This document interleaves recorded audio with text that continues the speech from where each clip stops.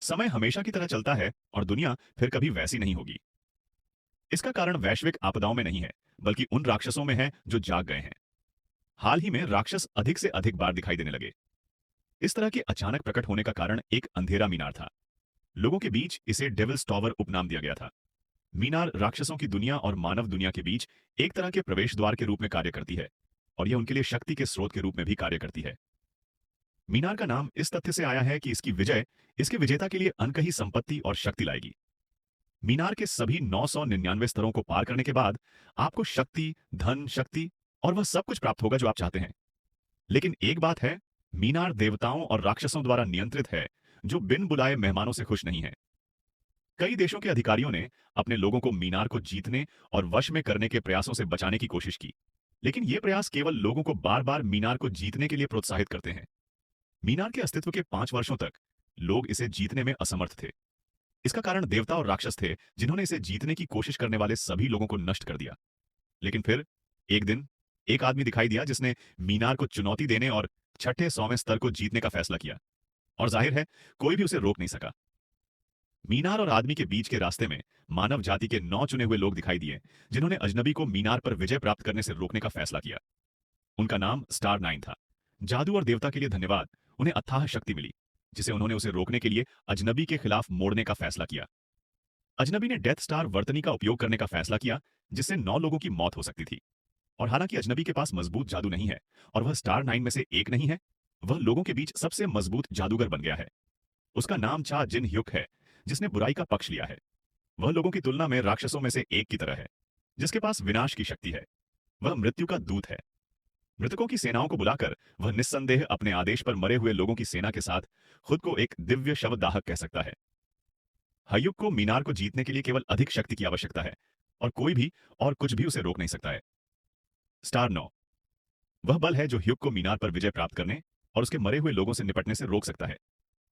पूरी मानव जाति और खुद को धोखा देने के लिए चाजिन को मौत की सजा दी गई थी। हायुक को अभी यह समझने लगा कि वह अकेले समूह के सदस्यों का सामना नहीं कर सकता था। 9 लोगों ने चाजिन को एक बार और हमेशा के लिए समाप्त करने का फैसला किया, अर्थात अपनी सभी सेनाओं के साथ एक साथ, जिन पर हमला करके उसे मार डाला। 9 लोगों ने उसे टॉवर वर्ल्ड में नष्ट कर दिया। हेक को मानवता का गद्दार माना जाता था, हालांकि यह केवल एक किंवदंती थी और वास्तव में वह था जिसे चोटें लगी थीं। हेक ने हर कीमत पर लौटने और 9 के साथ बराबरी करने और उन्हें एक बार और हमेशा के लिए खत्म करने की कसम खाई। वह फिर से लौटेगा और सभी के सामने साबित करेगा कि वह शैतान के मीनार को जीतने के लिए नियत पुरुषों में सबसे शक्तिशाली है। इसे नियंत्रित करने वाले राक्षसों और देवताओं से लड़ने के लिए आपको मीनार के स्तरों को फिर से पार करने की आवश्यकता होगी। चाओजिन घर पर बिस्तर पर जाग गया। उसे तुरंत एहसास नहीं हुआ कि वह कहां है, और स्टार 9 से बदला लेने की धमकी देता रहा। जागते हुए और कंबल फेंकते हुए ह्यूक ने जल्दी से चारों ओर देखा और महसूस करने लगा कि वह अब मीनार में नहीं था, और यह शरीर वह नहीं था जो वहां था।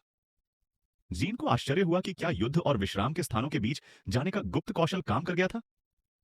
यह पता चला है कि हयुक में लंबे समय से आत्माओं को एक शरीर से दूसरे शरीर में ले जाने का कौशल रहा है, जो उसे जीवित रहने की अनुमति देता है, भले ही शरीर को शारीरिक रूप से मार दिया गया हो।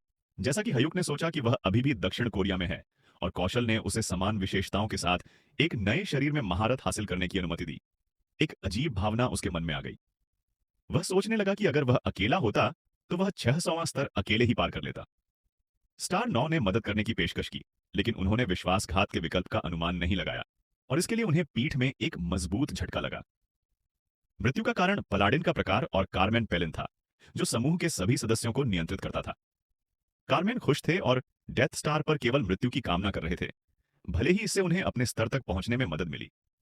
जो भी हो, उन्हें बस एक शानदार जीत और टीम की सभी विफलताओं के लिए किसी को दोषी ठहराने की जरूरत थी। उनके हाथों में जो बात आई वह यह थी कि समूह के सदस्यों में ह्युक का दोस्त था। उनका नाम चॉय क्युंग हून था। अगर उन्होंने उसे छठी 100वें स्तर को पार करने के लिए बुलाया होता तो ह्युक को खत्म करने की संभावना बहुत कम होती। लेकिन सब कुछ योजना के मुताबिक हो रहा था। एक साथ वे उन लोगों के उद्दत समूह के खिलाफ खड़े हो सकते थे जो सोचते थे कि वे मानवीय एकजुटता से कुछ ऊपर हैं। एक बार गणना करने के बाद हायुक ने वापसी करने और किसी भी कीमत पर उन सभी से बदला लेने का वादा किया था। दुश्मन के हमलों से बहुत अधिक खून बहने और कई घावों को प्राप्त करने के बाद जिनने केवल दोहराया कि यह उनकी बैठक का अंत नहीं था। होश खोने के बाद कौशल ने काम किया और ह्युक को एक नए शरीर में स्थानांतरित कर दिया गया, क्योंकि पुराना पहले से ही निर्जीव था। तीव्र दर्द को महसूस करते हुए ह्यूग को आत्माओं के स्थानांतरण को पूरा करने की ताकत मिली। मुझे उन्हें अपने राक्षसों में बदलना होगा ताकि वे जान सकें कि उनमें से सबसे मजबूत को कैसे धोखा देना है। 4 जून के विचार उसके फोन की आवाज से बाधित हो गए और वह अपने विचारों से विचलित हो गया, यह देखने के लिए कि वहां क्या था। हाथ में फोन लेने पर उन्हें अजीब सा एहसास हुआ। जाहिरा तौर पर उन्हें इस तरह का कुछ पकड़े हुए काफी समय हो गया था, लेकिन जब उसने फोन की स्क्रीन को देखा तो जो उसने देखा उससे वह काफी हैरान था। फोन पर तारीख 13 मई 2023 थी, जिसका अर्थ था कि 9 लोगों के साथ बैठक को 10 साल बीत चुके थे। उस पल से एक पल बीत गया, लेकिन यह पता चला कि 10 साल पहले ही बीत चुके थे। अजीब। जाहिरा तौर पर नई क्षमता को दोष देना है, लेकिन यह किस तरह की क्षमता है और क्या मैं इसका उपयोग मीनार के बाहर कर सकता हूं? पीछे मुड़कर देखते हुए हयुक ने एक मक्खी को देखा जो उसके आराम को परेशान कर रही थी और उस पर अपनी क्षमता का परीक्षण करने का फैसला किया। एक पल में मक्खी जिनकी हथेली पर मर गई, लेकिन इसके बाद इसका क्या करना है यह स्पष्ट नहीं था। ह्यूग ने एक नेक्रोमैंसर को बुलाकर कौशल का परीक्षण करने का फैसला किया, लेकिन मक्खी गतिहीन रही। कई प्रयासों का कोई परिणाम नहीं निकला, जिससे हयुक बहुत क्रोधित हो गया। उसके रोने के बावजूद केवल फोन ने अपने मालिक की आवाज अनुरोधों का जवाब दिया, लेकिन मक्खी मर गई थी और जीवन के कोई संकेत नहीं दिखाए। इस तथ्य से सहमत होने के बाद कि उनके शरीर में 1 ग्राम भी मन नहीं था, जिन इस तथ्य के बारे में सोचने लगे कि उन्हें बिना क्षमताओं के मीनार पर विजय प्राप्त करनी होगी। 10 साल बीत चुके हैं और यह देखने लायक होगा कि स्टार 9 के साथ चीजें कैसी चल रही हैं, क्योंकि बहुत समय बीत चुका है। समाचार फीड को देखते हुए जिनने पाया कि 9 वांटेड अपनी पिछली बैठक के बाद से केवल 200 स्तरों में महारत हासिल करने में कामयाब रहे थे। बिना समय बर्बाद किए ह्यूग ने प्रशिक्षण के लिए मीनार पर जाने का फैसला किया। उसके बिना प्रशिक्षण व्यर्थ था और हालांकि छा समझ गया था कि शरीर वह नहीं था जो वह था, डेथ स्टार का कौशल उसके पास बना रहा। मीनार आत्मा में स्थित थी और चा के लिए इसे ढूंढना मुश्किल नहीं था ताकि वह जल्दी से सबसे मजबूत बन सके और अपनी मौत का बदला ले सके। पहाड़ की तलहटी में कई नए लोग थे, इसलिए किसी ने ह्यूग पर ध्यान नहीं दिया, जो भीड़ से विशेष रूप से अलग नहीं था। नवागंतुकों ने बस मजबूत और अमीर बनने का सपना देखा, लेकिन शायद जिन केवल इतने सारे रहस्यों और कहानियों के स्थान के बारे में चिंतित थे, जिसे टॉवर उपनाम दिया गया था। टावर के सभी स्तरों को पूरा करने के बाद ह्यूग को वह सब कुछ मिल सकता है जो वह चाहता था, लेकिन फिर भी उसे प्रशिक्षित करना पड़ा। पहले स्तर पर जैसा कि अपेक्षित था, प्रवेश द्वार पर वर्ग परिवर्तन के लिए दूध का मकबरा था, लेकिन यह केवल स्तर 10 के बाद उपलब्ध था, इसलिए किसी ने इस पर ध्यान नहीं दिया। बहुत काम करना था, इसलिए देरी करने का कोई मतलब नहीं था। हयाक अपने प्रयासों के लिए इनाम की प्रतीक्षा कर रहा था, जब वह मीनार के सभी स्तरों पर विजय प्राप्त करेगा और कैसे हर कोई उससे ईर्ष्या करेगा। यह उनकी प्रतिष्ठा के बारे में सोचने लायक भी होगा, जो छा जिनके हाथों में होगी। इस विचार ने उनके दिमाग को नहीं छोड़ा और फिर एक आवाज सुनाई दी जिसने नवागंतुकों को सूचित किया कि मीनार का प्रवेश द्वार खुला है और वे प्रशिक्षण शुरू कर सकते हैं। पीछे हटने का कोई मतलब नहीं था और अपने लक्ष्य की ओर आगे बढ़ना आवश्यक था, जो कि छा जिन ने किया। खैर, स्टार 9 के लिए बदला लेने के रास्ते पर आगे खड़ी मेहनत थी। द्वार ने टावर के नए विजेता के रूप में छाजिन का स्वागत किया। 5 साल बीत गए, नहीं, जाहिर तौर पर यहां फिर से आने और घमंडी लोगों के इस दयनीय समूह के लिए बदला लेने का अपना रास्ता शुरू करने के लिए 15 साल बीत गए। विजेता की आंखों के सामने एक प्रशिक्षण क्षेत्र खुल गया, जिसका अर्थ था कि यह प्रशिक्षण शुरू करने और मीनार को जीतने के लिए कौशल प्राप्त करने का समय था। और हालांकि खुद को यहां फिर से ढूंढना अप्रिय था, सभी विजेताओं को पहली मंजिल तक पहुंचने के लिए प्रशिक्षण से गुजरना पड़ता है। शुरू करने से पहले ह्यूग ने अपनी विशेषताओं और कौशल की जांच करने का फैसला किया और उसके बाद ही प्रशिक्षण शुरू किया। इसे हल्के में रखने के लिए विशेषताओं ने ह्यूग को थोड़ा परेशान किया, लेकिन पेटू विशेषता ने वास्तव में उसे दिलचस्पी दी। हालांकि उसे समझ में नहीं आया कि यह उसे क्या देगा। जिन ने यह तर्क दिया जिनने तर्क दिया कि ये विशेषता उसे शरीर के साथ सौंपी गई थी, जिसकी विशेषताएं उसके पिछले शरीर से बहुत भिन्न थीं। चूंकि उसके नए शरीर में ऐसी विशेषताएं हैं, इसलिए उन्हें तुरंत बढ़ाना और साथ ही नई विशेषताओं की जांच करना उचित है। प्रशिक्षण शुरू हुआ और पहली चीज जो ह्यूग पर उड़ी वो एक जादुई तीर का जादू था, लेकिन उसके लिए इसे रोकना आसान था क्योंकि अपनी स्टार स्किल की बदौलत उसने तीरों को उड़ने से पहले ही देख लिया था। तीरों की संख्या बढ़ती गई और उनके हमले को रोकना अधिक कठिन होता गया। उन्हें चकमा देना अधिक से अधिक कठिन होता जा रहा था, जिससे चा जिन थोड़ा चिंतित हो गया। थोड़ा और वो मुकाबला कर लेगा, लेकिन अनगिनत तीरों ने उसके शरीर को छेद दिया और उसके शरीर पर खून बहने वाले घाव छोड़ दिए। जैसे ही वो शुरुआती बिंदु पर पहुंचा, ह्यूग शक्ति खो रहा था, लेकिन उसने बदला लेने के अपने उत्साह के कारण खुद को संभाले रखा। प्रशिक्षण प्रणाली ने उसके शरीर को ध्यान में रखा और उसे ठीक कर दिया ताकि वो प्रशिक्षण जारी रख सके। किसी भी कीमत पर प्रशिक्षण जारी रखना और टावर की मंजिलों की विजय प्राप्त करना आवश्यक था। लेकिन बिना सोचे समझे दौड़ने का कोई मतलब नहीं था और चा जिन ने अपनी प्रशिक्षण रणनीति बदलने का फैसला किया और उसने अपने शरीर से खोए हुए खून पर पेटूपन आजमाने का फैसला किया ताकि देखा जा सके कि क्या होता है। यह विशेषता अच्छी है क्योंकि इसकी मदद से आप हर मृत चीज को सोख सकते हैं और उसे अपना बना सकते हैं या अपने शरीर में सोख सकते हैं।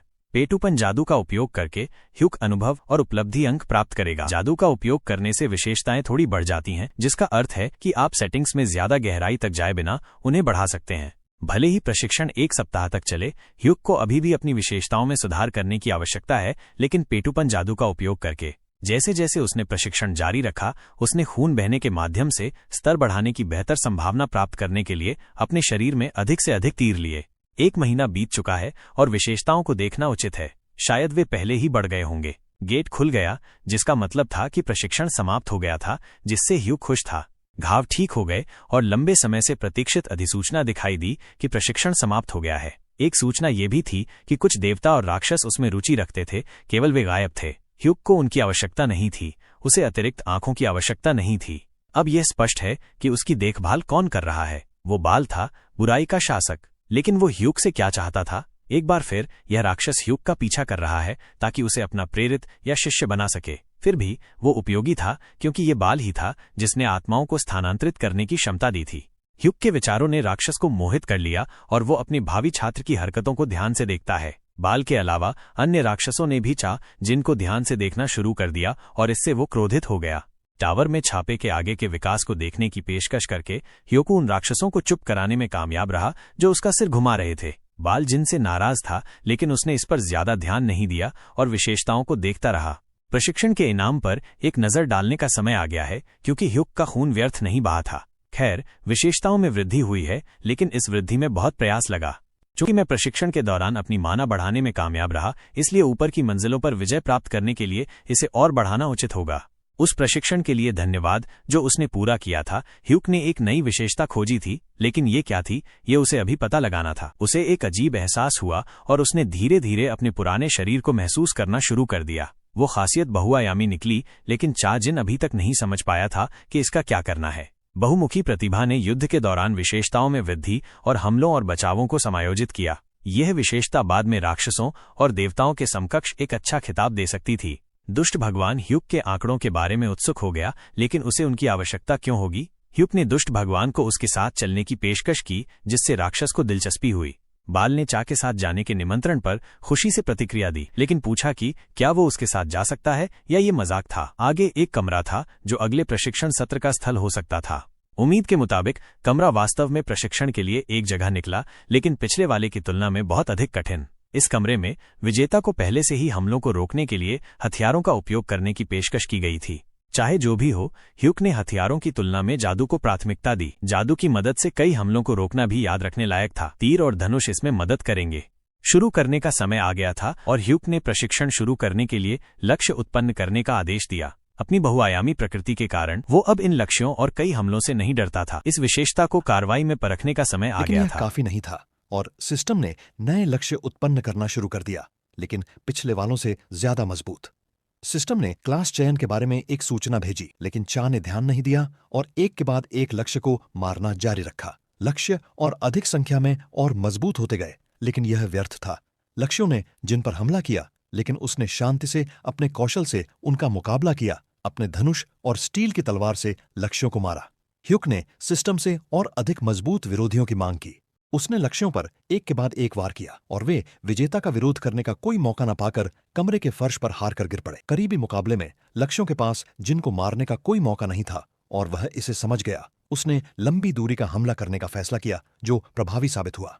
सिस्टम ने इस स्तर पर सबसे मजबूत लक्ष्य उत्पन्न किए, लेकिन वे भी ह्यूक के सामने बेबस थे। खैर, नियमित हथियार इतने रोमांचक नहीं थे और ने हर कीमत पर जादू करने का फैसला किया। एक प्राचीन जादुई छड़ी को अपने हथियार के रूप में इस्तेमाल करते हुए उसने जादू से जादुई तीर मंत्र का उपयोग करके बाकी लक्ष्यों को आसानी से निपटा दिया। लक्ष्य युग के करीब आने से बहुत पहले ही हिट हो गए थे। यह सुविधा काफी अच्छी निकली, लेकिन क्या सारी शक्ति का प्रयोग किया गया? प्रशिक्षण समाप्त हो गया है और विजेता को एक नई उपलब्धि मिली है। अब वह कोई भी हथियार चला सकता था और साथ ही सर्वशक्तिमान बन सकता था। सिस्टम ने मल्टी क्लास चुनने की पेशकश की, लेकिन विजेता की कुछ और योजनाएं थीं। फिर हियक ने इस मल्टी क्लास को एक उपवर्ग के रूप में चुनने की कोशिश की, लेकिन सिस्टम ने उसे मना कर दिया। दुर्भाग्य से उपवर्गों को केवल 100वीं मंजिल के बाद ही चुना जा सकता है, लेकिन चाजिन ने कुछ और करने का फैसला किया। फिर उसने एक उपवर्ग को अनलॉक करने के लिए उपलब्ध अंकों का उपयोग करने का फैसला किया। सिस्टम एक नौसिखिए के ऐसे सवाल से हैरान था और उसने उसे उपलब्ध अंकों के बदले इनाम के तौर पर अंक चुनने की पेशकश की, चाहे कहीं भी। हियक को इसके बारे में पता चला। उसने तुरंत एक उपवर्ग खोलने के लिए 5000 अंक बदलने की मांग की। सिस्टम ने उसके प्रस्ताव पर विचार किया, लेकिन उपवर्ग खोलने के लिए 5050 अंकों की आवश्यकता थी। खैर, ह्यूग को अतिरिक्त अंकों के लिए बॉल की ओर रुख करना होगा। बॉल को अपनी पहचान बताने के लिए कहकर ह्यूग को एक उपलब्धि और अतिरिक्त अंक मिले। उपलब्धि अर्जित की गई और अंकों की बदौलत वह उपवर्गों को अनलॉक करने में सक्षम था। आखिरकार प्रशिक्षण समाप्त हो गया और सिस्टम ने जिना को विजय शुरू करने के लिए टॉवर की पहली मंजिल पर ले जाना शुरू कर दिया।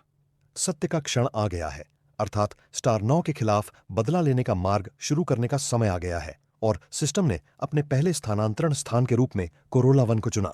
यह स्थान कोबोल्ट्स का पसंदीदा निवास स्थान था। नवागंतुकों के समूह को देखकर कोबोल्ट्स तुरंत युद्ध में कूद पड़े, जिससे मनुष्यों को स्तब्ध कर दिया गया। लेकिन तभी खुले पोर्टल से ह्यूग प्रकट हुआ और तुरंत हमलावरों पर झपटा। जैसा कि उम्मीद थी, चाजिन ने कोबोल्ट्स को आसानी से मार डाला। नए आने वाले कोबोल्ट्स तुरंत हमले पर चले गए, यह नहीं जानते हुए कि वे बर्बाद हो चुके हैं। ह्यूग यह जानने में दिलचस्पी रखता था कि उनकी आत्माएं उसे क्या देंगी और उसे उनके लिए क्या मिले। एक वार से कोबोल्ड हार गया, जिससे पास के नवागंतुक प्रसन्न हुए। वे विश्वास नहीं कर सकते थे कि एक नौसिखिया इस तरह से हमला कर सकता है और टॉवर की इतनी छोटी मंजिल पर सबसे अधिक संभावना है कि शक्ति उसकी छड़ी में थी।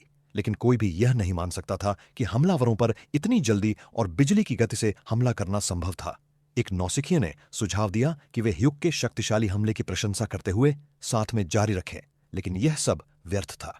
ह्यूग पहले ही एक बार समूह पर भरोसा कर चुका था और इसकी भारी कीमत चुकाई थी, इसलिए उसने उसे हस्तक्षेप न करने के लिए कहा। उसने किसी भी नवागंतुक को कोबोल्ट्स को न छूने का आदेश दिया, अन्यथा वे उसका लक्ष्य बन जाएंगे।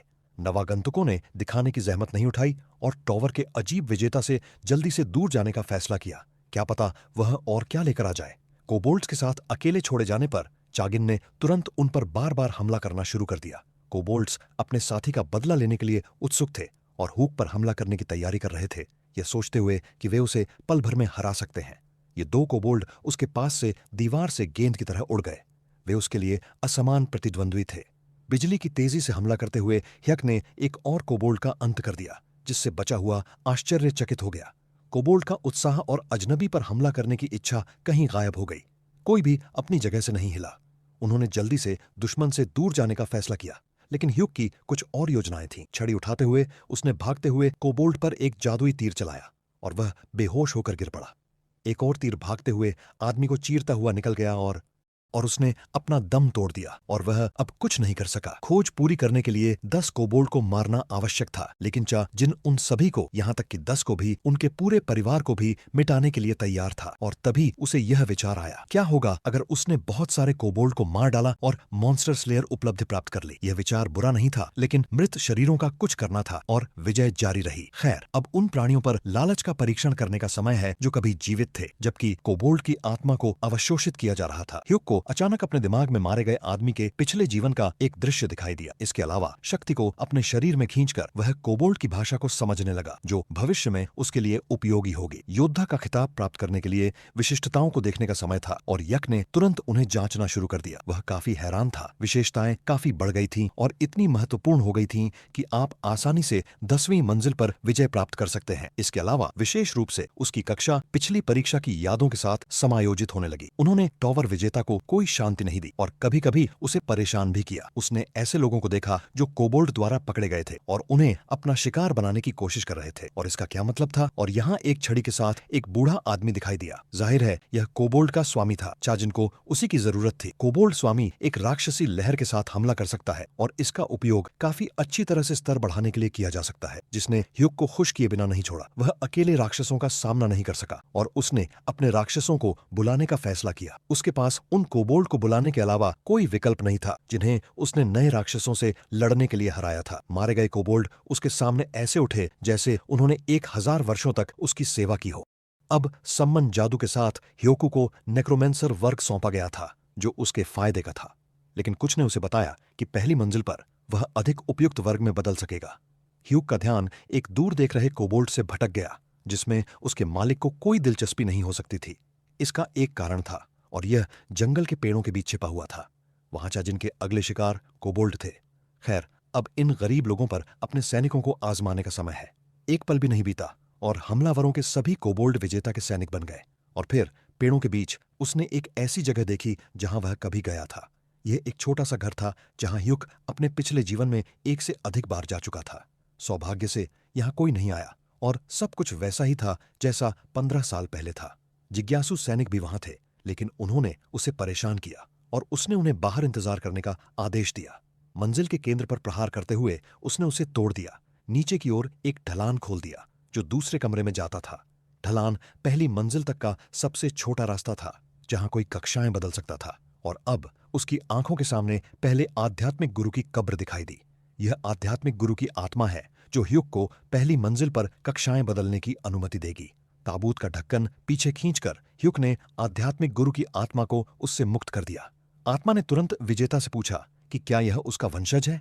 जैसा कि पता चला, यह मुलाकात अप्रत्याशित नहीं थी, क्योंकि ह्यूग इस गुरु को जानता था और उसका नाम वल्कन था। वल्कन का उसे डराने का प्रयास विफल रहा, क्योंकि ह्यूग डायरी से अपने आध्यात्मिक वार्ताकार के बारे में सब कुछ जानता था। यह वस्तु चाजिन के पिछले जीवन में प्राप्त हुई थी, लेकिन यादें नए शरीर में स्थानांतरित हो गईं, और इसलिए ज्ञान भी। सभी जादुई शक्ति के नुकसान ने उसे पहली मंजिल पर पहुंचा दिया जहां यह अजीब वस्तु मिली थी। लेकिन इस डायरी का अध्ययन करने से, हालांकि इसने उसे एक आध्यात्मिक गुरु बना दिया, वल्कन को जीतने में सफलता नहीं मिली। वल्कन के लिए एक नवागंतुक से यह सुनना अजीब था। इसने उसे थोड़ा सा मोहित भी किया। उसे यह नवागंतुक पसंद आया, उसकी तुलना पिछले अभद्र विजेता से करते हुए। लेकिन उसे यह भी संदेह नहीं था कि विजेता और ह्यूग एक ही व्यक्ति थे। खैर, अब कक्षा बदलने का समय था, लेकिन आध्यात्मिक गुरु ने कहा कि यह केवल 10वें स्तर के बाद ही किया जा सकता है। वल्कन बड़बड़ाता रहा कि टॉवर के 10वें स्तर के बाद केवल नेक्रोमेंसर वर्ग को चुनकर ही आप वर्ग को आध्यात्मिक गुरु में बदल सकते हैं। उसके विचारों को ह्यूग ने बाधित किया, जिसने कहा कि वह पहले से ही एक नेक्रोमेंसर था और अभी कक्षाएं बदलना चाहेगा। चाचिन के आंकड़े देखकर वल्कन चकित रह गया। ह्यूग ने फिर पूछा कि क्या वल्कन उसकी कक्षा बदल सकता है, लेकिन वह बहुत ज्यादा और बेमतलब की बातें कर रहा था। वल्कन ने कक्षाएं बदलना शुरू कर दिया और शुरू हो गया। जब उसने चाजिन के आंकड़े देखे तो ह्यूग ने फिर से पूछा कि क्या वल्कन अपना वर्ग बदल सकता है, लेकिन वह बहुत ज्यादा और बिना मतलब की बातें कर रहा था। वल्कन ने वर्ग बदलना शुरू कर दिया और मंत्र जपना शुरू कर दिया ताकि एक स्क्रॉल बदल जाए जिसमें पहले आध्यात्मिक गुरु के गठन का इतिहास ह्यूग के हाथों में प्रकट हुआ। पता चला कि कई सदियों पहले, टावर के प्रकट होने से पहले, वल्कन लोगों के बीच मुख्य चलने वालों में से एक था। एक शक्तिशाली नेक्रोमेंसर होने के नाते उसने उस समय की तुलना में मजबूत और अधिक शक्तिशाली बनने की कोशिश की, लेकिन उसके दुश्मनों की हड्डियों और त्वचा ने उसे कुछ नहीं दिया और उसने मारे गए लोगों की आत्माओं को सोखने का एक तरीका खोज लिया। इस कौशल में कई प्रयासों और सुधारों ने उसे एक नया वर्ग, आध्यात्मिक गुरु बनाने की अनुमति दी। दुर्भाग्य से, हालांकि वह आत्मा में मजबूत था, उसके शरीर ने अपनी सभी जीवन शक्ति का उपयोग कर लिया था। उसका नया वर्ग उसके साथ गायब हो सकता था, लेकिन उसने किसी और पर नहीं बल्कि खुद पर नेक्रोमेंसी का उपयोग करना चुना। उसे इसकी आवश्यकता इसलिए थी ताकि वह एक दिन अपने ज्ञान को एक नए गुरु को दे सके जो ज्ञान के लिए उसके पास आएगा। अफसोस, वह प्रणाली का आधा चरित्र भी बन गया, इसलिए वह हमेशा के लिए पहली मंजिल पर टावर में भटकने के लिए अभिशप्त था। वर्ग परिवर्तन पूरा हो गया था और ह्यूग को सही मायने में तीसरा आध्यात्मिक गुरु माना जाता था। वल्कन ने सलाह दी कि आत्माओं को पात्रों में एकत्र किया जा सकता है ताकि उनमें अधिक शक्ति हो। ह्यूग को यह पसंद आया क्योंकि उसने बस आत्माओं को सोख लिया था और अब वह उन्हें पात्रों में संग्रहित कर सकता था। इस पात्र को भरने की आवश्यकता है और यह आत्मा अब वल्कन होगी। बस। वल्कन ने ह्यूग से टावर को जीतने और अपने गुरु के नाम को महिमा मंडित करने की कामना की, लेकिन टावर के विजेता ने उसे सुना भी नहीं। उसे केवल वल्कन की आत्मा वाला पात्र चाहिए था। गुरु के नाम को महिमा मंडित करना वल्कन की अपनी जिम्मेदारी होगी। वल्कन छात्र के व्यवहार से स्तब्ध था, खासकर जब से गुरु का महिमा मंडन डायरी में लिखा हुआ था। ह्यूग दृढ़ संकल्प के साथ वल्कन की ओर बढ़ा और उसे अपने छात्र के इरादों से थोड़ा डर महसूस हुआ। एक आत्मा अवशोषण मंत्र का उपयोग करते हुए उसने एक पात्र निकाला ताकि उसे आत्मा से भर सके। वल्कन के प्रतिरोध के बावजूद ह्यूग ने अभी भी अपने गुरु की आत्मा को उसके शरीर से निकाल लिया। यह काम कर गया और अब आत्मा चाजिन के हाथों में थी। वल्कन ने ह्युक को शाप दिया और उससे नरक में मिलने का वादा किया। पात्र में रखी गुरु की आत्मा जादू का उपयोग करके कुछ भी नहीं कर सकती थी। पात्र में एक अप्रतिरोध्य शक्ति थी जिसे वल्कन नष्ट नहीं कर सका। अब पात्र गुरु के लिए एक व्यक्तिगत जेल बन गया था जिससे उसे समझौता करना पड़ा। नेक्रोमैंसर क्रोधित हो गया और ह्युक को मारने के लिए बाधा को नष्ट करने की कोशिश की। गुरु भोला था, यह नहीं जानता था कि वह इस पात्र से कभी नहीं बच पाएगा। माना पत्थरों को बिखेरने के बाद ह्युक ने उनका उपयोग वल्कन पर करने का फैसला किया। वल्कन निराश था क्योंकि वह हिल भी नहीं सकता था, मंत्र जपना तो दूर की बात है। वल्कन ने सोचा कि एक स्तर एक का नौसिखिया इतना मजबूत कैसे बन सकता है। जवाब पास ही था और गुरु को डरा दिया क्योंकि उसके सामने एक पुनर्जन्म लिया हुआ आध्यात्मिक गुरु था। यह वही बदमाश था जिसने दूसरे आध्यात्मिक गुरु की उपाधि प्राप्त की थी। वल्कन को उसका नाम तुरंत याद आ गया। हाँ, यह चाह जिन यू था। ह्युक के लिए वल्कन की आत्मा को खत्म करने, उसे उसके पात्र से निकालने और उसे अपने लिए काम पर लगाने का समय आ गया है। छात्र के लिए अपने गुरु को जीतने का समय आ गया है। वर्ग परिवर्तन कक्ष से लौटकर ह्युक ने पाया कि दुष्ट दानव उसकी कक्षा में रुचि रखता था। इन देवताओं और राक्षसों के तर्क ने उसे मामले पर ध्यान केंद्रित करने से कैसे रोका और उसने उन पर चिल्लाया कि हर चीज का अपना समय होता है। पेटूपन की क्षमता और आत्माओं को एक पात्र में स्थानांतरित करने की क्षमता के साथ कंकालों की सेना की आवश्यकता नहीं थी। अपने राक्षसों को गिरने और फिर से उठने का आदेश देते हुए ह्युक ने उनकी आत्माओं को ले लिया। अब उसके पास जादुई योद्धा थे जिनका कोई मुकाबला नहीं कर सकता था। यह सच है कि योद्धाओं के चेहरों में ये आत्माएं अब मौन भी थीं, लेकिन वे अपने स्वामी की सेवा करने के लिए तैयार आज्ञाकारी योद्धा थे। लेकिन तभी पीछे से एक चीख ने चुप्पी तोड़ दी। यह मानव रूप में वल्कन निकला। वल्कन इस बात से नाराज था कि उसे गुरु के बजाय एक सैनिक के रूप में इस्तेमाल किया जा रहा था। चाजिन वल्कन की छवि से हैरान था और एक पल के लिए सोचा कि इतना मजबूत आदमी जीवन में बुरा नहीं है। खैर नहीं, गुरु इसे बर्दाश्त नहीं कर सका और आध्यात्मिक सैनिक के रूप में अपने भाग्य को यूं ही नहीं छोड़ने वाला था। चाजिन ने केवल अपनी उंगलियां हिलाईं और वल्कन अवाक हो गया, जिससे वह सदमे में चला गया। ह्युक ने वल्कन को चेतावनी दी कि यदि उसने अपना भाग्य स्वीकार नहीं किया तो वह हमेशा के लिए नरक में जाएगा। वल्कन क्रोधित था और ह्युक का रखवाला नहीं बनना चाहता था, लेकिन उसके पास कोई विकल्प नहीं था। अन्यथा जिन सभी आत्माओं के अभिभावकों ने योद्धा बनने से इनकार कर दिया था, उन्हें टावर विजेता द्वारा सोख लिया जाएगा। इसलिए इसे 2 बार दोहराने का कोई मतलब नहीं था। नहीं तो जिन आत्माओं के संरक्षकों ने योद्धा बनने से इनकार कर दिया था, उन्हें मीनार के विजेता द्वारा आत्मसात कर लिया जाएगा। इसलिए इसे 2 बार दोहराने का कोई मतलब नहीं था, क्योंकि वल्कन को लालच की खासियत याद थी। छात्र को अपने गुरु के अधीन होना पड़ा, अन्यथा उसे भी निगल लिया जाता।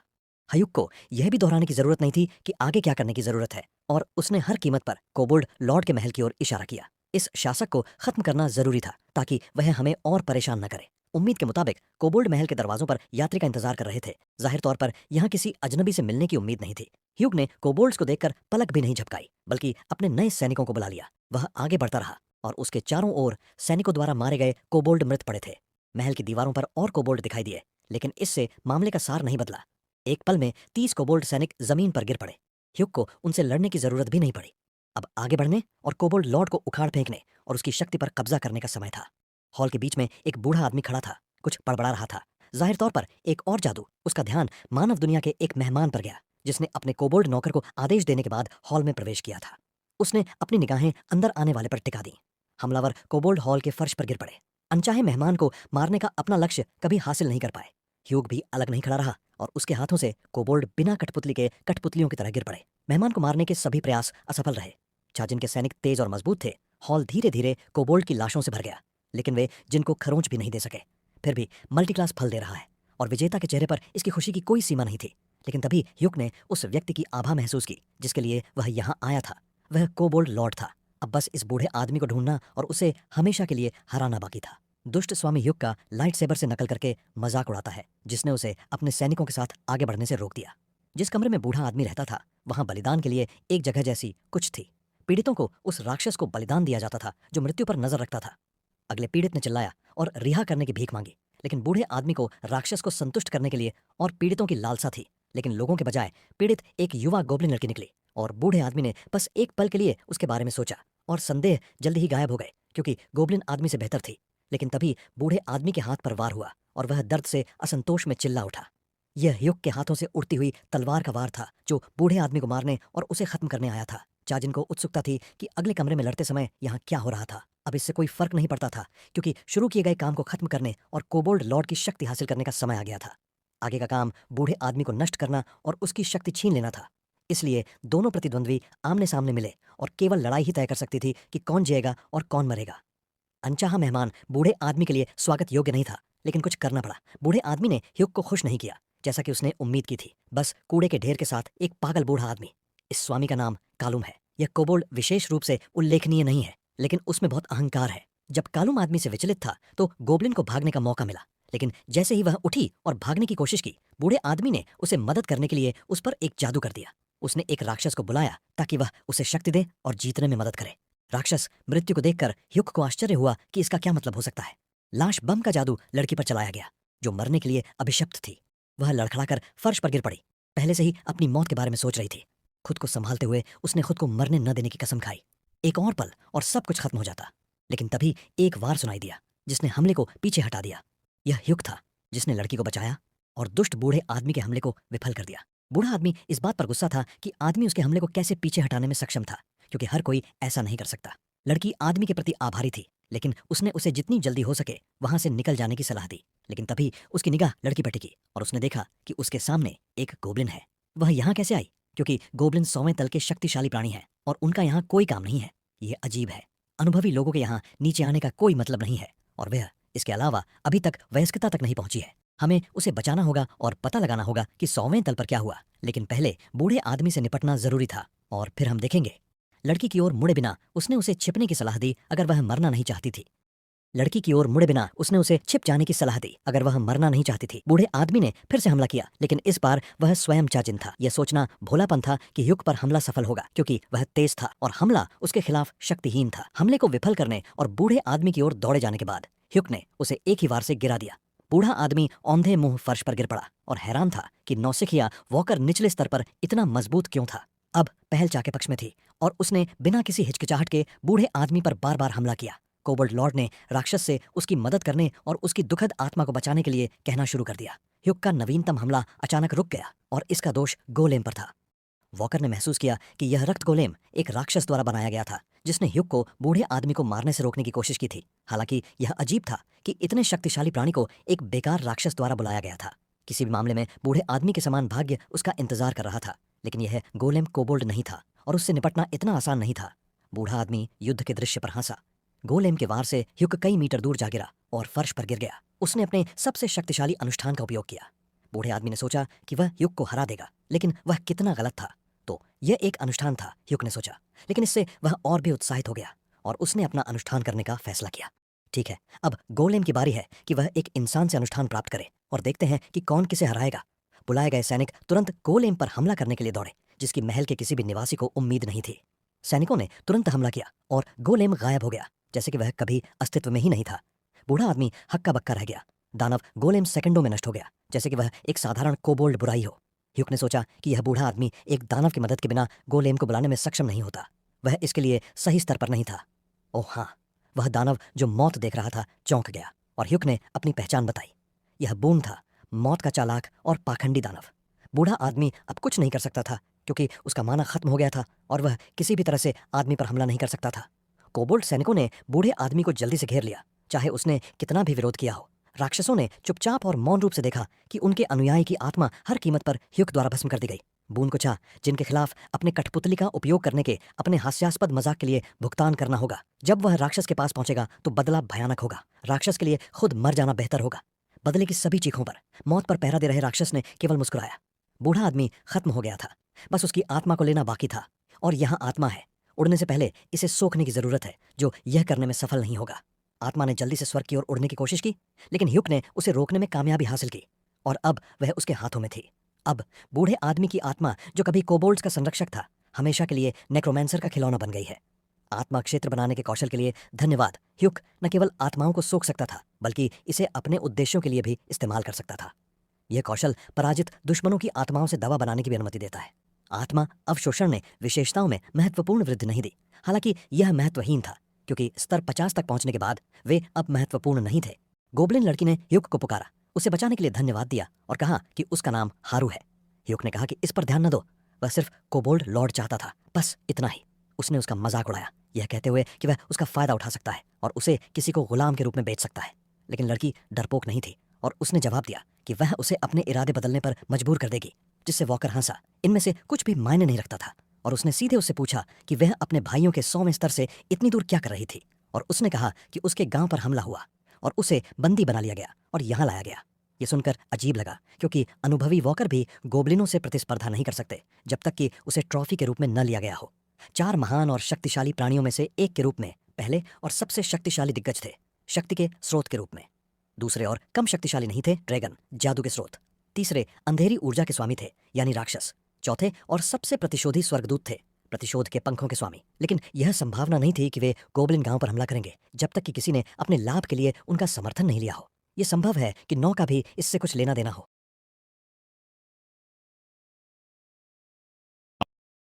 ये संभव है कि इसमें 9 का भी कुछ हाथ हो, हालांकि यह निश्चित नहीं है। कम से कम जब हयू उन तक पहुंचेगा तो वे सब इसकी कीमत चुकाएंगे। हयू आगे बढ़ने ही वाला था कि हारू ने अचानक पूछा कि वह कहां जा रहा है और क्या वह उसके साथ आ सकती है। सबसे पहले इस महल को छोड़ना और टॉवर के मंजिलों पर विजय प्राप्त करना आवश्यक था। ह्यूक ने फिर भी हारू को अपने साथ आने के लिए आमंत्रित किया, कम से कम तब तक जब तक उसे पता नहीं चल जाता कि उसके साथ क्या हुआ था। खैर, शायद यह गोबलिन भविष्य में उसके लिए उपयोगी हो, लेकिन अभी के लिए उसे परेशान न करे। अगर वह उसके साथ जाना चाहती है तो इस शर्त पर कि वह हर समय उसकी रक्षा नहीं कर पाएगा, वह सहमत हो गई। उसे अपनी रक्षा करने की आवश्यकता थी क्योंकि उसे अभी अभी एक कोबोल्ड ने लगभग मार डाला था और उसे अपना ख्याल रखना था। अपनी सतर्कता में चूक के कारण वह पकड़ी गई और उसने फिर कभी जाल में न पड़ने का वादा किया। यह सच है कि अपने खून से सन्ने कपड़ों में वे दूसरों के लिए बहुत ध्यान देने योग्य थे और उन्हें कुछ बदलने की जरूरत थी। मृत बूढ़े व्यक्ति के शरीर पर कुछ चमक रहा था और यह तुरंत स्पष्ट नहीं था कि यह क्या था। पता चला कि बूढ़े व्यक्ति से आत्मा के अलावा उपकरण भी प्राप्त किए जा सकते थे। यह अनुकूल था, लेकिन दोनों को एक ऐसी छवि ने बाधित किया जो कहीं से भी प्रकट हुई थी। ओह हाँ, वह वल्कन था जिसने महल के सभी कोबोल्डों से निपट लिया था और ह्यूक को रिपोर्ट करने आया था। लड़की बुरी तरह डर गई और जिनसे पूछा कि यह अजनबी कौन है। वल्कन हैरान था क्योंकि हर कोई उसे इस तरह नहीं देख सकता था, लेकिन लड़की ने जवाब दिया कि उसमें ऐसी विशेषता है। यह देखना दिलचस्प होगा कि अगर उसे अवशोषित कर लिया जाए तो उसके साथ क्या होता है। लेकिन वल्कन ने उसे बेहतर प्रशिक्षण देने की सलाह दी। सिस्टम ने पराजित कोबोल्ड लॉर्ड के इनाम के रूप में राक्षसों की एक नई लहर के रूप में एक नए खोज की अधिसूचना भेजी। हार्यू और वल्कन बुरी तरह डर गए और हयू से ऐसा न करने और खोज को स्वीकार न करने के लिए कहा। चाजिन ने अलग तरह से सोचा। इस खोज के लिए उसकी अन्य योजनाएं थीं और वह बिना किसी की अनुमति के इसे पूरा करने जा रहा था।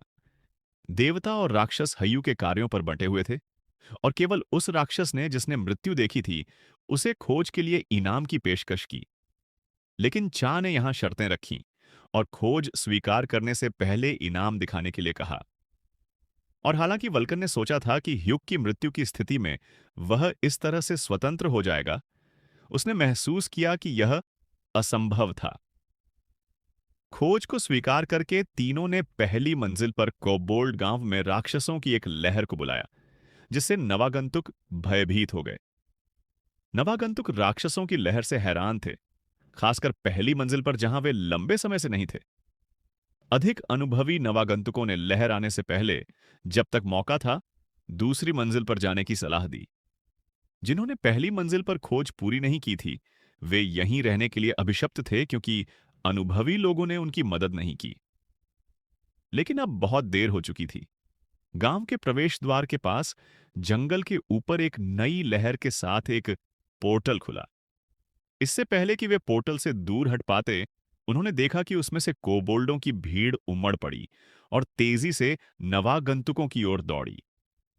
अभिशप्त नवागंतुकों ने कोबोल्डों से मृत्यु स्वीकार करने की तैयारी कर ली। उन्हें बचने का कोई मौका नहीं दिख रहा था।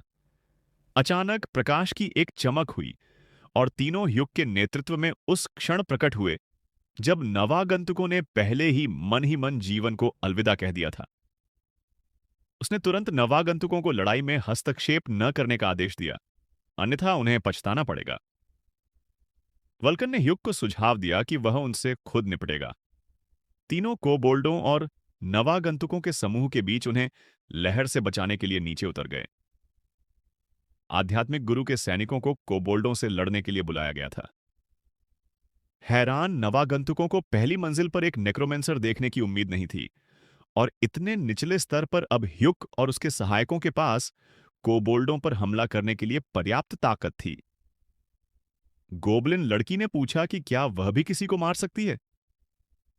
ह्युक केवल हंसा, लेकिन हारू को कोबोल्डों पर हमला करने से मना नहीं किया, लेकिन वह अभी भी उसके बारे में कुछ नहीं जानता था। हारू ने कोबोल्डों पर हमला करने और लड़ने के लिए दानव तलवार को बुलाया। उसके पास एक गोला समन करने और उसमें से वस्तुओं को निकालने की जादू थी, जैसे एक बैकपैक से। कोबोल्डों ने हारू पर हमला किया, उसे खत्म करने की उम्मीद में, लेकिन वे कितने गलत थे। तलवार का एक वार और कोबोल्ड लड़की के पीछे मृत पड़ा था और अब उठ नहीं सका। ह्युक को जो अजीब लगा वह यह था कि यह युवा लड़की इस असामान्य तलवार को इतनी कुशलता से चला रही थी। हारे हुए लोगों के एक झुंड ने ह्युक को पुकारा, अप्रसन्नता के साथ भीड़ की ओर मुड़ते हुए। उसने पूछा कि उसे पुकारने की हिम्मत किसने की। यह व्हाइट स्वेलो गिल्ड के सोंगताई नामक एक नौसिखिया था। वॉकर न केवल यह नहीं समझ पाया कि यह कौन था, उसने ऐसे किसी गिल्ड के बारे में कभी सुना भी नहीं था। पता चला कि यह चापलूसों में से एक था। न केवल उस राहगीर को यह समझ नहीं आया कि वह कौन था, बल्कि उसने ऐसे किसी गिल्ड के बारे में सुना भी नहीं था। पता चला कि वह पेलिन भाई बहनों के पवित्र भूमि गिल्ड के गुर्गों में से एक था। अचानक हयाक ने पूछा कि क्या उसने वास्तव में पेलिन के बारे में सुना था या उसने इसकी कल्पना की थी। सुनता ही अपने बड़े भाई के बारे में कुछ कह रहा था, लेकिन हयू स्टार 9 के विचार में डूबा हुआ था। हयू ने व्हाइट स्वेलोज गिल्ड में शामिल होने के प्रस्ताव को ठुकरा दिया, लेकिन चाह कुछ कह पाता उससे पहले ही सोंगताई को पहले ही कोबोल्ड सैनिकों में से एक ने पकड़ लिया था और उसे फिलहाल रिहा करने का आदेश दिया। ह्युक राक्षसों से लड़ने के लिए लौट आया। दोनों साथियों ने छाजिन का भी सामना करना चाहा, जो उसके व्यवहार से असंतुष्ट थे। यदि वह इतना मजबूत और शक्तिशाली है, तो उसने अपनी ढिठाई के लिए लोगों को क्यों नहीं डराया। जमीन पर योद्धा असहाय लग रहे थे, क्योंकि वे न तो हमला कर सकते थे, न ही चोरी कर सकते थे, और न ही कुछ और कर सकते थे। लेकिन टावर के अंदर शक्ति के बिना आगे बढ़ना असंभव था। अपने सैनिक को छोड़ने का आदेश दिया। सुन ताई ह्युक ने चेतावनी दी कि यह उनकी बातचीत का अंत नहीं था, और वह मुड़कर अपने प्रभारियों की ओर चल दिया। चाजिन ने सोंगताई और उसके साथियों को जल्द से जल्द चले जाने की सलाह दी। साथी सन के बगल में बैठ गए, लेकिन वह एक शब्द भी नहीं कह सका। थोड़ा होश आने पर उसने इस अजनबी से जितना हो सके दूर भागने का आदेश दिया। युद्ध के मैदान में कोबोल्ड लाशें बिखरी पड़ी थीं, इसलिए सब कुछ योजना के अनुसार चल रहा था, और फिर से कोबोल्ड सैनिकों में आ गए। फिर हारू और वल्कन ने बारी बारी से उनसे लड़ाई की। चाजिन ने अपने कर्मचारियों के एक तेज और शक्तिशाली प्रहार से कोबोल्ड की भीड़ के बीच में हमला कर दिया, और वे तीनों के चारों ओर मुर्दा होकर गिर पड़े। वल्कन चिंतित हो गया कि कोबोल्ड की संख्या बढ़ती जा रही है, लेकिन घबराने का कोई मतलब नहीं था, क्योंकि हयाक एक मजबूत राहगीर था और वह यहां कमान में था। चाजिन ने पराजित कोबोल्ड को फिर से बुलाया और उन्हें अपने सैनिकों में बदल दिया, इसलिए सेना बढ़ गई। लेकिन इससे पहले कि वे आध्यात्मिक बन पाते, उन्हें कोबोल्ड को कंकाल के रूप में रोकना पड़ा। कोबोल्ड ने अब हमला करने की कोशिश नहीं की, क्योंकि कंकालों ने उनकी गर्दन काट दी, जिससे वे बेरहमी से मारे गए। वल्कन को सभी पराजितों को कंकाल में बदलने के लिए कहने की आवश्यकता नहीं थी, वह इसे स्वयं जानता था। ठीक है, तो चलो हमला करते हैं। हुक ने कोबोल्ड को दाएं और बाएं मारना जारी रखा, और वल्कन ने उन्हें कंकाल में बदल दिया। हारू भी उनके साथ बनी रही और अपनी राक्षसी तलवार से सभी दुश्मनों को काट डाला। उसने कोबोल्ड के हमलों को वल्कन और हुक से कम नहीं झेला। हालांकि उसके पास ऐसे कौशल नहीं थे, लेकिन उसकी ताकत अपनी सीमा पर थी, और ये प्राणी उसे किसी भी क्षण घायल या मार सकते थे। हमले में कोबोल्ड ने हारू को पीछे से घायल कर दिया, और वह दर्द से चिल्लाई। घाव का दर्द उस दर्द की तुलना में कुछ भी नहीं था जो हारू ने तब सहा था जब उसका गांव जला दिया गया था। लेकिन उसने हमलों को पीछे हटाने की कितनी भी कोशिश की, उसकी ताकत उससे छूटती जा रही थी और उसके प्रयास समाप्त होने वाले थे। हर हमले के साथ ताकत तुरंत पिघल गई और बहुत अधिक ऊर्जा ले गई। कोबोल्ड आगे बढ़ रहे थे, लेकिन हारू के पास अब हमलों को झेलने की ताकत नहीं थी। लेकिन क्या क्या यह है? एक पल और कोबोल्ड एक ही वार से हार गए? बेशक यह हयाक था। लड़की उसकी ताकत और हमले से ईर्ष्या करने लगी, क्योंकि वह केवल पहली मंजिल पर था और इतनी शक्ति के साथ। लड़की ने उसके करीब रहने और एक दिन अपने गांव का बदला लेने के लिए आगे बढ़ने का फैसला किया। और फिर से कोबोल्ड ने उस पर पीछे से हमला किया, लेकिन इस बार उसे बचा लिया गया। लेकिन यह पहले से ही वल्कन था। लड़की के आश्चर्यचकित चेहरे के जवाब में वल्कन ने केवल यह पूछा कि क्या वह ठीक है। वह इसे खुद ही संभाल सकती थी और उसे चश्मे वाले किसी बूढ़े आदमी की मदद की जरूरत नहीं थी। इतनी दृढ़ इच्छा शक्ति देखना अजीब था। जाहिर है उसने मुश्किल समय बिताया था। लड़की ने पूछा कि उन्होंने उसकी मदद क्यों की। जाहिर है उसे किसी की मदद की आदत नहीं थी। वल्कन केवल यही जवाब दे सका कि वह अपने आध्यात्मिक गुरु की सेवा करता है और उसके आदेशों का पालन करता है। और तभी लड़की को एहसास हुआ कि ह्यूक उसे मौत से बचा रहा था। ये उसके आदेश हैं जिनका वल्कन को एक सैनिक के रूप में पालन करना होगा। ह्यूक ने जोर देकर कहा कि लड़की अपनी महारत हासिल करे, लेकिन इस प्रक्रिया में मरे नहीं, और उसने वल्कन को उसके लिए नियुक्त किया। वल्कन चला गया क्योंकि अपने गुरु के आदेशों का पालन न करके वह अपनी आत्मा को अलविदा कह सकता था। लड़की उस एकमात्र व्यक्ति की मदद के लिए आभारी थी जिसने टावर में उसकी मदद की थी, और उसने गोबलिन मास्क निकाला। लड़की अपनी विशेष क्षमता का उपयोग करने वाली थी। मास्क पहनकर उसने एक राक्षसी का रूप धारण कर लिया, जो दिखने में हानि रहित लड़की से बिल्कुल भी मिलती जुलती नहीं थी। वल्कन इस परिवर्तन से हैरान था और उसे तुरंत एहसास नहीं हुआ कि वह हारू थी। ह्यूक को भी विश्वास नहीं हो रहा था कि उसके सामने वही लड़की है जिसे उसने उस बूढ़े आदमी के चंगुल से बचाया था। ओह! वल्कन इस परिवर्तन से हैरान था और उसे तुरंत एहसास नहीं हुआ कि यह हारू थी। ह्यूक को भी विश्वास नहीं हो रहा था कि उसके सामने वही लड़की थी जिसे उसने बूढ़े आदमी के चंगुल से बचाया था। हारू की खून से लथपथ उपस्थिति ने आसपास के सभी लोगों का ध्यान उसकी ओर खींचा। राक्षसी रूप में परिवर्तन पूरा करने के बाद उसने एक नए हमले की तैयारी की, लेकिन अब शिकार स्वयं कोबोल्ड थे। आगे बढ़ते हुए उसने अगले कोबोल्ड को आसानी से नष्ट कर दिया और थकान ने अब उसे परेशान नहीं किया। जाहिर है मुखौटे ने उसे राक्षसों पर हमला करने की शक्ति और क्षमता दी। खैर, अब कोबोल्ड मुसीबत में पड़ेंगे। उसके गांव पर हमले का कारण स्पष्ट था। वे उसे और तलवार को ढूंढ रहे थे, लेकिन हारू को यह बताने का कोई मतलब नहीं था कि उसका गांव क्यों चलाया गया। इसे अभी के लिए सभी के लिए एक रहस्य रहने दो। सिस्टम ने अचानक एक सूचना जारी की कि लहर के अंत तक 1 मिनट बचा है और पोर्टल बंद हो जाएगा। कोबोल्ड की एक और लहर हार गई और द्वार बंद होने लगे। खैर, लहर का आखिरी कोबोल्ड नष्ट हो गया है। हयाक की तलवार उस बेचारे पर लगी और वह तुरंत पीछे की ओर उड़ गया, लेकिन पहले से ही मर चुका था। राक्षस का हमला सफलतापूर्वक विफल कर दिया गया और सिस्टम ने तीनों को खोज पूरी करने पर बधाई दी। हारू ने थका हुआ महसूस किया और खुश थी कि लहर खत्म हो गई थी। ह्यूक आया और पूछा कि क्या वह ठीक है, क्योंकि कौशल ने उसकी ताकत लगभग खत्म कर दी थी। उसने उसकी चिंता के लिए धन्यवाद दिया, लेकिन इसे और महत्व नहीं दिया। सिस्टम द्वारा तीनों में से प्रत्येक की गणना की गई और इसने उनके बीच पुरस्कार वितरित किए। खोज पुरस्कार पर एक नजर डालने का समय था। लहर खत्म हो गई है और तीनों ने 2500 कोबोल्ड से निपटा है। कोबोल्ड स्लेयर उपलब्धि प्राप्त हुई और आंकड़े प्रत्येक में केवल 5 इकाइयों की वृद्धि हुई। अब बस हयाक को विभिन्न कौशल सीखने की आवश्यकता है और विशेषताओं के साथ उपलब्धि अंक अनंत होंगे। तीनों में पहला और सबसे मजबूत ह्यूक था। हारू दूसरे स्थान पर आई, वल्कन तीसरे स्थान पर आया, लेकिन हारू ने पुरस्कार लेने से इनकार कर दिया और उसे ह्यूक को दे दिया। चाचिन ने बिना किसी हिचकिचाहट के वल्कन से पुरस्कार लिया, लेकिन वह हारू का पुरस्कार इतनी आसानी से नहीं ले सका। वह इस कारण से पुरस्कार स्वीकार नहीं करना चाहता था कि उसे पहले भी धोखा दिया जा चुका था। जब तक वह यह साबित नहीं कर देती कि उस पर भरोसा किया जा सकता है, तब तक उसे पुरस्कार रखने दो। फिर लड़की ने एक गोला बनाया और एक गोबलिन मुखौटा निकालने लगी। वहां से उसने उसे बचाने के लिए आभार के टोकन के रूप में एक गोबलिन मुखौटा अपने पुरस्कार में जोड़ा। वोल्कन को विश्वास नहीं हो रहा था कि लड़की इतनी आसानी से गोबलिन मुखौटे से अलग हो जाएगी और उसे एक अजनबी को दे देगी। आखिरकार मुखौटे में गोबलिन की सारी शक्ति होती है और यह केवल एक साथी को एक बार और हमेशा के लिए दिया जाता है। ह्यूक अचानक उत्सुक हो गया कि वह उसे मुखौटा क्यों दे रही थी। मुखौटा हारू के जीवन को 2 बार बचाने के लिए आभार का प्रतीक है और एक विश्वसनीय साथी के रूप में ह्यूक के प्रति उसकी वफादारी का प्रतीक है। लेकिन सच्चाई उस बदला में निहित थी जिसे वह उन लोगों तक पहुंचाना चाहती थी जिन्होंने उसके गांव पर हमला किया था। वास्तव में वह एकमात्र गोबलिन है जो जीवित बची है और शायद अपनी प्रजाति की आखिरी भी। इसलिए उसे अपना और अपने राजा का बदला लेना होगा। उसने उनके साथ रहने और टावर तक अपनी यात्रा जारी रखने के लिए कहा। खैर, बदला एक ऐसी चीज है जिसे ठंडे खून से लेना बेहतर होता है। हयाक ने मुखौटे के साथ पुरस्कार स्वीकार कर लिया, लेकिन इस शर्त पर कि वह विश्वासघात के लिए उसे मार डालेगा। मुखौटे ने हयाक को ज्यादा परेशान नहीं किया। उसने इसे केवल आभार के टोकन के रूप में लिया। क्या तुम? उसे धन्यवाद दिया और उसे भाई कहा। ह्यूक लड़की के व्यवहार से चौंक गया, लेकिन उसे परवाह नहीं थी कि वह उसे क्या कहती है, क्योंकि उसका लक्ष्य नहीं बदला था। और यहाँ ह्यूक के लिए पुरस्कार है जो 3 पुरस्कारों से आया है। अंगूठी, बाली और हार ने मन की शक्ति और उसके अवशोषण में वृद्धि की, जो वॉकर को प्रसन्न किए बिना नहीं रह सका। ऐसे कलाकृतियां उसे सैनिकों की गुणवत्ता में 45% तक वृद्धि करने की अनुमति देंगी।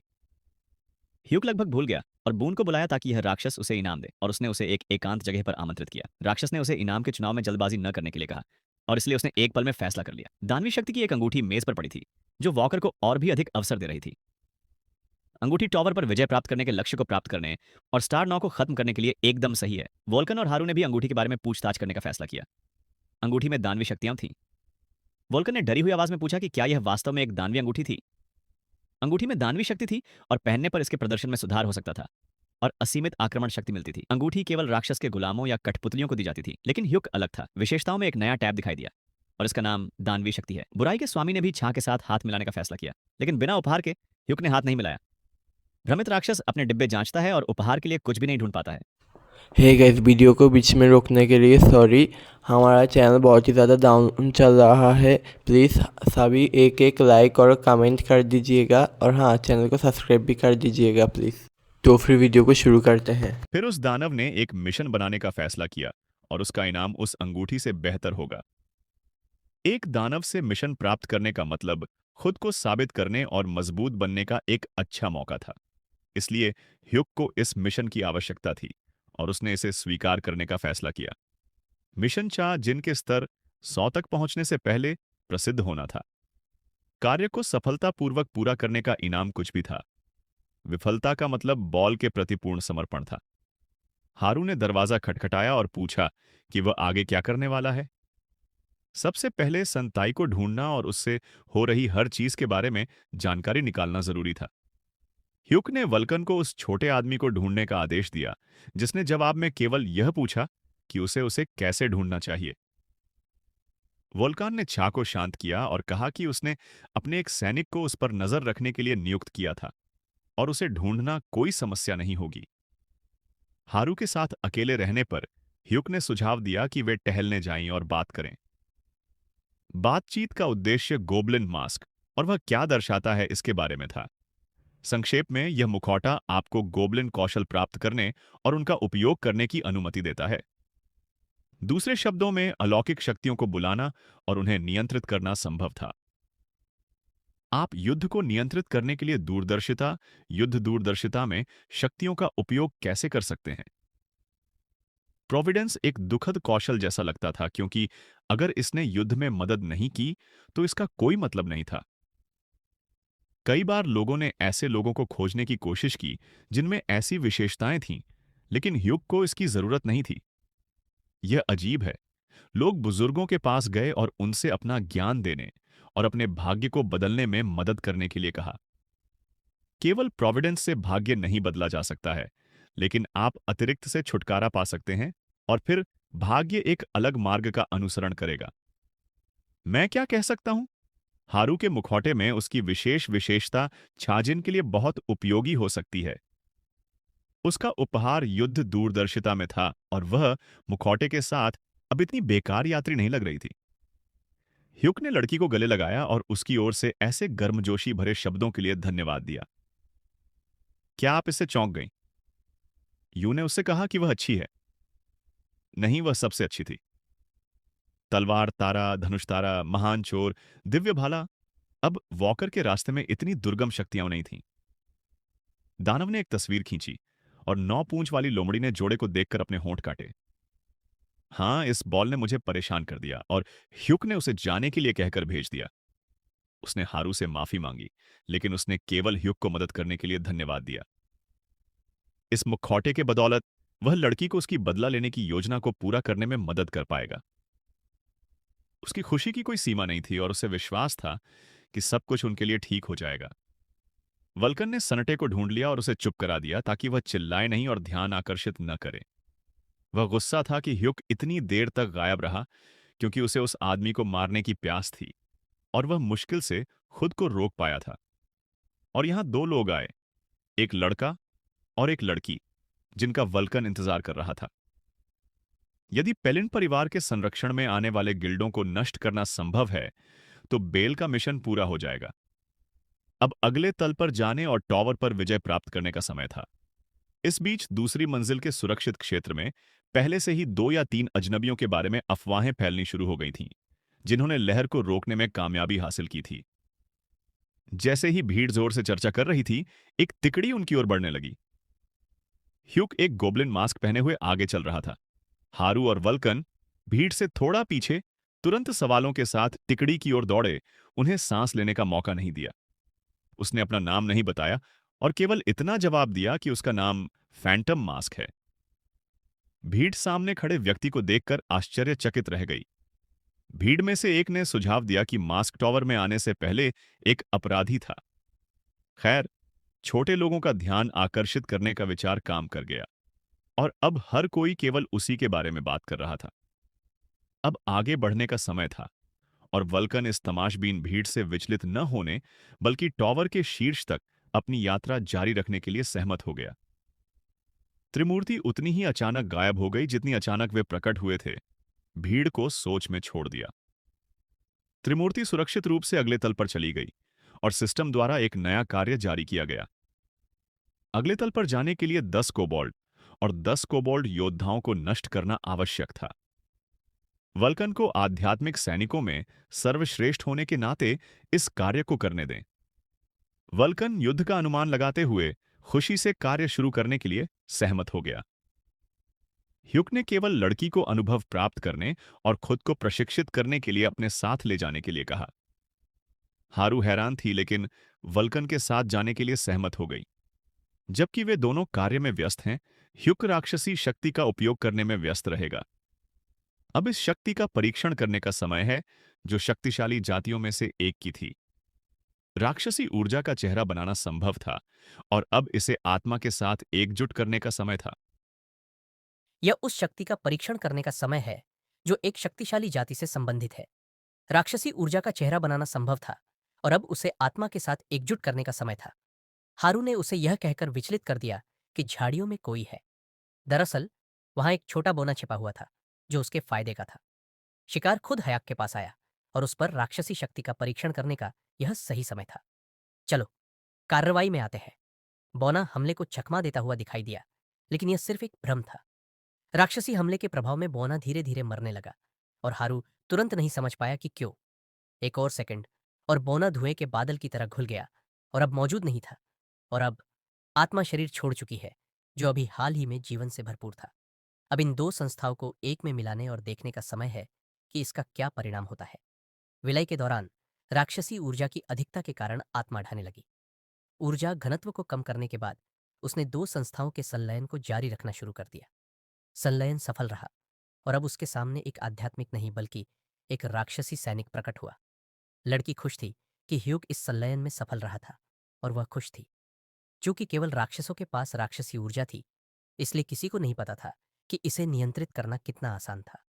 वल्कन उस समय पहुंचा जब सब कुछ पहले ही खत्म हो चुका था और वह राक्षसी शक्ति कौशल के भाग्य के साथ अपने वंशज से प्रसन्न था। राक्षसी आध्यात्मिक सैनिक कई मायनों में एक साधारण सैनिक की तुलना में अधिक मजबूत और शक्तिशाली था, लेकिन युद्ध में आत्मा को ऊर्जा से भरना इतना आसान नहीं होगा। वह वल्कन के बारे में लगभग भूल ही गया था और अब यह उसकी जिम्मेदारी है। आखिरकार वल्कन अधिक अनुभवी था और इसलिए इस मामले को आसानी से संभाल सकता था। आत्माओं को बुलाना और उन्हें नियंत्रित करना एक गुरु का मुख्य लाभ था, लेकिन यह लड़का क्या करने वाला था? चाओगेन ने वल्कन की आत्मा को राक्षसी ऊर्जा से भरने का फैसला किया, जिसे वल्कन ने ज्यादा पसंद नहीं किया। आत्मा को एक राक्षस की शक्ति देकर उसके अधीन सभी सैनिक तुरंत राक्षसी बन जाएंगे, और चूंकि स्वामी की आत्मा कई मायनों में बौने की आत्मा से अधिक मजबूत थी, इसलिए सारी ऊर्जा उसमें समाहित हो सकती थी। दर्द से चिल्लाते हुए वल्कन ने चाजिन को उसकी आत्मा के साथ जो कर रहा था उसके लिए उसे नष्ट करने का वादा किया। ह्यूक ने उस पल का इंतजार करने का वादा किया, लेकिन अभी के लिए उसे अपने छात्र का सामना करने के लिए अनुभव प्राप्त करने दे। स्वामी की आत्मा और राक्षसी शक्ति का संलयन पूरी तरह से सफल रहा और अब स्वामी के पास शक्ति और सामर्थ्य थी। अब सबसे अच्छा और सबसे मजबूत आध्यात्मिक सैनिक राक्षसी ऊर्जा वाला वल्कन माना जाता था। वल्कन क्रोधित था और ह्यूक को चेतावनी दी कि स्वामी अब छात्र से अधिक शक्तिशाली प्राणी है। वल्कन का गुस्सा ह्यूक को मजाकिया भी लग रहा था। अब ह्यूक से लड़ने के लिए एक योग्य स्तर का प्रतिद्वंद्वी है। वल्कन ने सैनिकों को बुलाने और ह्यूक को उनका राक्षसी रूप दिखाने का फैसला किया और उसने ह्यूक के लिए राक्षसी सैनिकों को बुलाना शुरू कर दिया। वल्कन ने प्रकट हुए सैनिकों को चाह जिन पर हमला करने का आदेश दिया, लेकिन जीत की उम्मीद करना मूर्खतापूर्ण था। हयाक ने मुखौटे की शक्ति का इस्तेमाल किया और हमला उसके लिए डरावना नहीं था। मुखौटे के लिए धन्यवाद। सभी सैनिक जादू में लिपटे हुए थे और अपेक्षाकृत धीरे धीरे चले, जिससे हमला एक ही समय में हास्यास्पद लग रहा था। हारू ने भी इस विशेषता को देखा और बिना मुखौटे के इसका उपयोग कर सकती थी। बिना किसी देरी के ह्यूक ने सैनिकों को नष्ट कर दिया और हमला विफल कर दिया गया। एक और कदम और एक शक्तिशाली प्रहार ने वल्कन को जमीन पर गिरा दिया, जिससे वह ह्यूक के प्रहार से कई मीटर दूर जा गिरा। उसने स्वामी को शांत रहने और आदेशों का पालन करने की सलाह दी। हारू यह पता लगाने के लिए दौड़ी कि बूढ़े आदमी के साथ सब ठीक है या नहीं। बूढ़े आदमी को कुछ नहीं होगा, क्योंकि वह एक आत्मा थी, जिसका मतलब था कि उसे चोट लगने का कोई खतरा नहीं था। लेकिन फिर भी दर्द शारीरिक शरीर में महसूस हो रहा था, जो स्वामी के लिए अप्रिय था। लड़की हैरान थी कि छा जिन मुखौटे की शक्ति का उपयोग करने में कामयाब रहा। उसने केवल यह जवाब दिया कि जब उसने मुखौटे का उपयोग किया तो उसने सब कुछ धीमी गति में देखा। यह मुखौटे का उपयोग करने के कौशल की तुलना में एक दुष्प्रभाव अधिक था। दुष्प्रभाव कम अनुभव वाले शुरुआती लोगों में हो सकता है। यदि यह एक दुष्प्रभाव है तो मुखौटे का क्या मतलब था? यह द्वितीयक केवल इसलिए था क्योंकि दुश्मनों को धीमा करने के अलावा मुखौटे के मालिक को अपने अगले कदमों की युद्ध दूरदर्शिता भी दिखानी होती थी। ह्यूग गुस्से में था और उसने पूछा कि वह इसका उपयोग करना कैसे सीख सकता है, जिस पर हारू को जवाब नहीं पता था। वह बस जाती है और करती है, लेकिन कभी कभी दुष्प्रभाव होते हैं। प्रोविडेंस का लगातार उपयोग नहीं किया जा सकता है, अन्यथा किसी भी नौसिखिए को भयानक सिर दर्द और चक्कर आ सकते हैं। लेकिन हयाक इस कौशल को सक्रिय करने में विफल रहा और हारू इसके बारे में चिंतित हो गई। जाहिर है उसने मुखौटे की शक्ति को कम आंका था और उसके पास अभी भी बढ़ने की गुंजाइश थी। वल्कन इस बात से हैरान था कि सबसे बड़ा आध्यात्मिक गुरु होने के नाते वह एक राक्षसी सैनिक बनने की स्थिति में आ गया था। वल्कन हैरान था कि सबसे बड़ा आध्यात्मिक गुरु होने के बावजूद वह एक राक्षसी सैनिक बनने के बिंदु पर कैसे पहुंच गया था। हारू को बूढ़े आदमी पर थोड़ी दया भी आई और उसने उसकी मदद करने का फैसला किया। ह्यू के विपरीत वह बूढ़े आदमी के प्रति थोड़ी दयालु थी, जिसके लिए वह उसकी आभारी थी। लड़की इससे अवाक रह गई, लेकिन उसने खुद पर काबू रखा। उसने बताया कि अब काम पर लगने का समय है और ह्यू को और कोबोल्ड्स की जरूरत है। एक और की जरूरत थी, या लापता व्यक्ति वल्कन हो सकता था। और वल्कन को क्या करना चाहिए अगर स्वामी के आदेश का पालन न करे तो? खोज मिशन पूरा हो गया था और वल्कन ने मारे गए कोबोल्ड्स को स्वामी की सेवा करने के लिए बुलाया। तीसरी और चौथी मंजिलें वल्कन और उसके सैनिकों और हारू द्वारा साफ कर दी गई। पांचवी मंजिल हमारे तिकड़ी का इंतजार कर रही थी, लेकिन यहां पहले से ही कारनामों की अफवाहें फैल रही थी। पांचवी मंजिल पहले से ही जहरीली सुइयों वाले गोबलिनों का घर थी, जिससे गुजरना मुश्किल हो गया था, लेकिन ह्युक के लिए नहीं। ये जंगल की गहराई में था, जहां ह्युक और उसके साथी प्रकट हुए, और जब वह तैयारी में व्यस्त था तो गोबलिनों ने उस पर पीछे से हमला करना शुरू कर दिया। इस बार लड़की ने वॉकर की ओर उड़ रही सुइयों को आसानी से दूर कर दिया और फिर उसकी युद्ध दूरदर्शिता कौशल बिना ज्यादा प्रयास के तुरंत सक्रिय हो गया। गोबलिन भ्रमित था कि क्या हुआ था और उसकी सुइया आदमी तक क्यों नहीं पहुंची थी। उसी क्षण वल्कन के सैनिक का राक्षसी हाथ गोबलिन के सिर पर पड़ गया। उसने गोबलिन हारू को समय पर रोक दिया, नहीं तो ह्युक घायल हो जाता। इस गोबलिन को न रोकना बल्कि नष्ट करना बेहतर होता, लेकिन ऐसा ही हुआ। लेकिन हारू के साथ कुछ समझ से परे हो रहा था और इसने वल्कन को सतर्क कर दिया। यह कुछ गड़बड़ थी और वल्कन इसे समझ नहीं पा रहा था।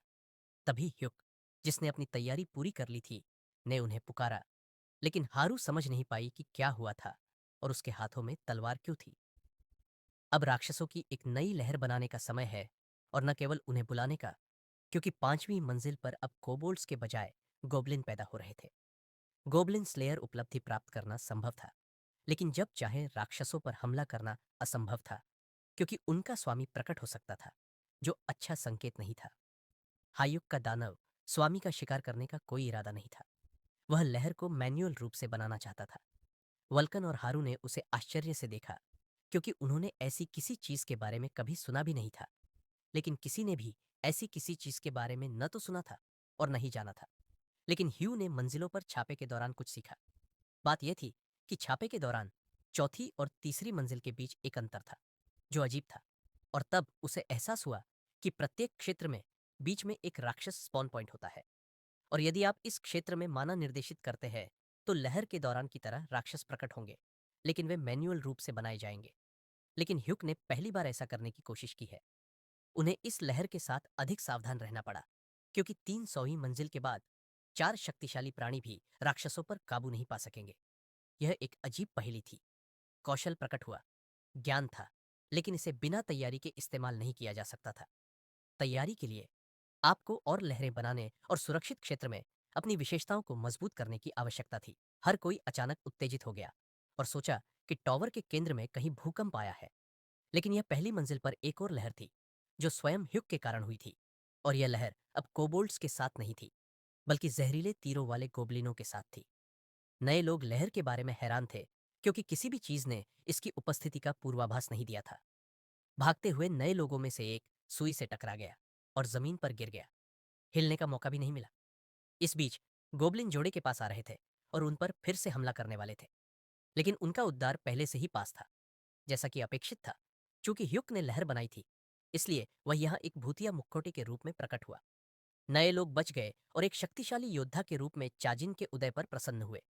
यही वह था जो ह्युक को पहचाने जाने के लिए चाहिए था, जिसका अर्थ है कि वह उन्हें बचाएगा।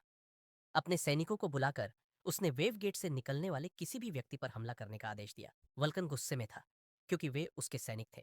लेकिन ह्यू ने और सैनिकों की मांग की। लेकिन यह क्या है? राक्षसी सैनिक जलने लगे, जैसे कि उन्हें आग से जलाया जा रहा हो। बस उन पर गोबलिन शमन द्वारा हमला किया गया था। उनके पास आध्यात्मिक सैनिकों पर हमला करने की शक्ति थी। आध्यात्मिक गोबलिनों का प्रकट होना तीनों के लिए अप्रत्याशित था, लेकिन इससे मामले का सार नहीं बदला। हमें उनसे छुटकारा पाना होगा, अन्यथा हमारे यात्री अपने सैनिकों को खो देंगे। वरना हमारे यात्री अपने सैनिकों को खो देंगे। सैनिकों के बिना मंजिलों पर छापा मारना असंभव होता। लेकिन हारू का हमला पहले ही ऊपर से शमनियों पर पड़ चुका था और भूत अलग अलग दिशाओं में बिखर गए थे। अब ह्युक के शामिल होने का समय था, जो वह करने ही वाला था। अब इन शमनियों को छाजिन ने सोख लिया था और उनकी आत्माएं अब केवल उसी की थी। पता चला कि आग ने इन शमनियों को शक्ति दी, लेकिन यह भूतों पर बेकार थी। और ह्युक को एक विचार आया। हारू को उसकी मदद के लिए धन्यवाद देते हुए उसने दुश्मनों के खिलाफ एक जादुई अग्निमंत्र चलाया। लेकिन हारू ने उसे नहीं सुना और उसे तुरंत समझ में नहीं आया कि क्यों। एक बार फिर खून के रंग में यह आग का बवंडर अच्छा संकेत नहीं दे रहा था। यह तलवार लड़की के हाथों में फिर से प्रकट हुई और वह एक राक्षस में बदलने लगी। यह नहीं हो सकता था। उसके सामने एक राक्षसी खड़ी थी, लेकिन हारू नहीं। राक्षसी ने उस आदमी को देखा और उस पर हमला करने के लिए झपटी। ह्युक इस घटनाक्रम से चौंक गया और समझ नहीं पाया कि उसके साथी को क्या हो रहा है। ह्युक ने हमला टाला, लेकिन लहर ने घरों को नष्ट कर दिया, जो ताश के पत्तों की तरह मुड़ गए। पूरा गांव तुरंत इस राक्षसी द्वारा नष्ट कर दिया गया। इस सब का क्या मतलब था? जाहिर है, सच्चाई तलवार में छिपी थी, जो बुरी तरह लाल चमक रही थी। और फिर से हमला राहगीर पर हुआ, लेकिन उतनी ही आसानी से पीछे हटा दिया गया जैसा कि उम्मीद थी। अब ह्युक भूतों से नहीं, बल्कि उस राक्षसी से लड़ रहा था जिसमें उसका साथी बदल गया था। हारू को रोकने और यह साबित करने के प्रयास कि वह ह्युक है असफल रहे। जाहिर है, वह जादुई तलवार की शक्ति से नियंत्रित थी और उसका खुद पर कोई नियंत्रण नहीं था। लड़ाई के दौरान पहुंचे वल्कन को देखकर आश्चर्य हुआ कि क्या हो रहा है। राक्षसी के वार से दूर उड़ने के बाद ह्युक को तुरंत समझ में नहीं आया कि वल्कन उससे बात कर रहा था। ह्युक ठीक था, लेकिन हारू गुस्से में थी। अपने राक्षसी रूप में वह उसके लिए भी एक मजबूत प्रतिद्वंद्वी थी। जाहिर है, वह उस भूत गांव की नेता थी, या शायद नेता भी। चार्जिन की लहर ने उसे ज्यादा परेशान नहीं किया। उसने हर कीमत पर हारू से निपटने का फैसला किया। एक जादुई कुल्हाड़ी से लैस होकर वह हमले पर चला गया। लेकिन अफसोस, राक्षसी ने युद्ध दूरदर्शिता को सक्रिय कर दिया और हमला अब मायने नहीं रखता था। ह्युक का हमला विफल होना तय था। पिछले जन्म से मिली अंतर्दृष्टि ने उसे बताया कि इस तलवार का एक वार उसे दूसरी दुनिया में भेज देगा। टावर में न कोई दुश्मन था और न कोई दोस्त, इसलिए हमले को खत्म करने और राक्षसी को खत्म करने का समय आ गया था।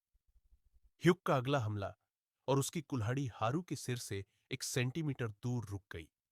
उसने आसानी से उसे रोक दिया और ऐसे खड़ी रही जैसे कुछ हुआ ही न हो। लेकिन यह कैसे संभव था? और इसने ह्यूग को शांति नहीं दी। क्या ऐसा हो सकता है कि युद्ध की दूरदर्शिता फिर से काम कर गई और वह हमले की भविष्यवाणी करने में सक्षम थी? लेकिन यह कैसे संभव है? जवाबी हमले ने उसे पीछे की ओर उड़ा दिया और वह उस व्यक्ति से घायल हो गया जिसे उसने अपना साथी समझा था। चूंकि तुम अकेले इसे संभाल नहीं सकते, इसलिए तुम्हें राक्षसी पर हमला करने के लिए अपने सैनिकों को बुलाना होगा। शायद वह उससे निपटने में सक्षम होगा, अन्यथा वह बर्बाद हो जाएगा। उसने उन सभी को बुलाया जो कभी इस जगह पर मरे थे। अब भूत हमले पर चले गए और वे केवल स्वामी की आज्ञा मानते थे। भूत के कंकालों ने तुरंत राक्षसी के पैरों को घेर लिया और उसे हिलने नहीं दिया, लेकिन यह व्यर्थ था और एक ही वार से उसने उन्हें अलग अलग दिशाओं में फेंक दिया। आप सैनिक के वार को फिर से देख भी नहीं सकते थे। उसके पास अजीब प्रावधान था। एक जोरदार वार से वह उस जगह से बहुत दूर उड़ गया जहां वह खड़ा था। राक्षसी की शक्तियां क्षीण हो रही थीं और यह हयाते के लिए लड़की को हमेशा के लिए खत्म करने का मौका था। जाहिर है उसने इसका उल्लेख तब किया जब उसने दुष्प्रभाव के बारे में बात की, इसलिए वह दूरदर्शिता का उपयोग नहीं कर सकी और अब उस पर हमला करने और उसे खत्म करने का मौका था। राक्षसी का अगला हमला वहीं था। ह्यूक ने उसे लालच दिया और चाहा कि वह उस पर हमला करे। हमला जल्द ही हुआ और अब एक लड़की उस पर ऊपर से वार करने के इरादे से उड़ रही थी, लेकिन हमला विफल रहा और लड़की के पीछे एक जहरीली सुई वाला भूत प्रकट हुआ। यह जहर अब उसके लिए भी घातक होगा।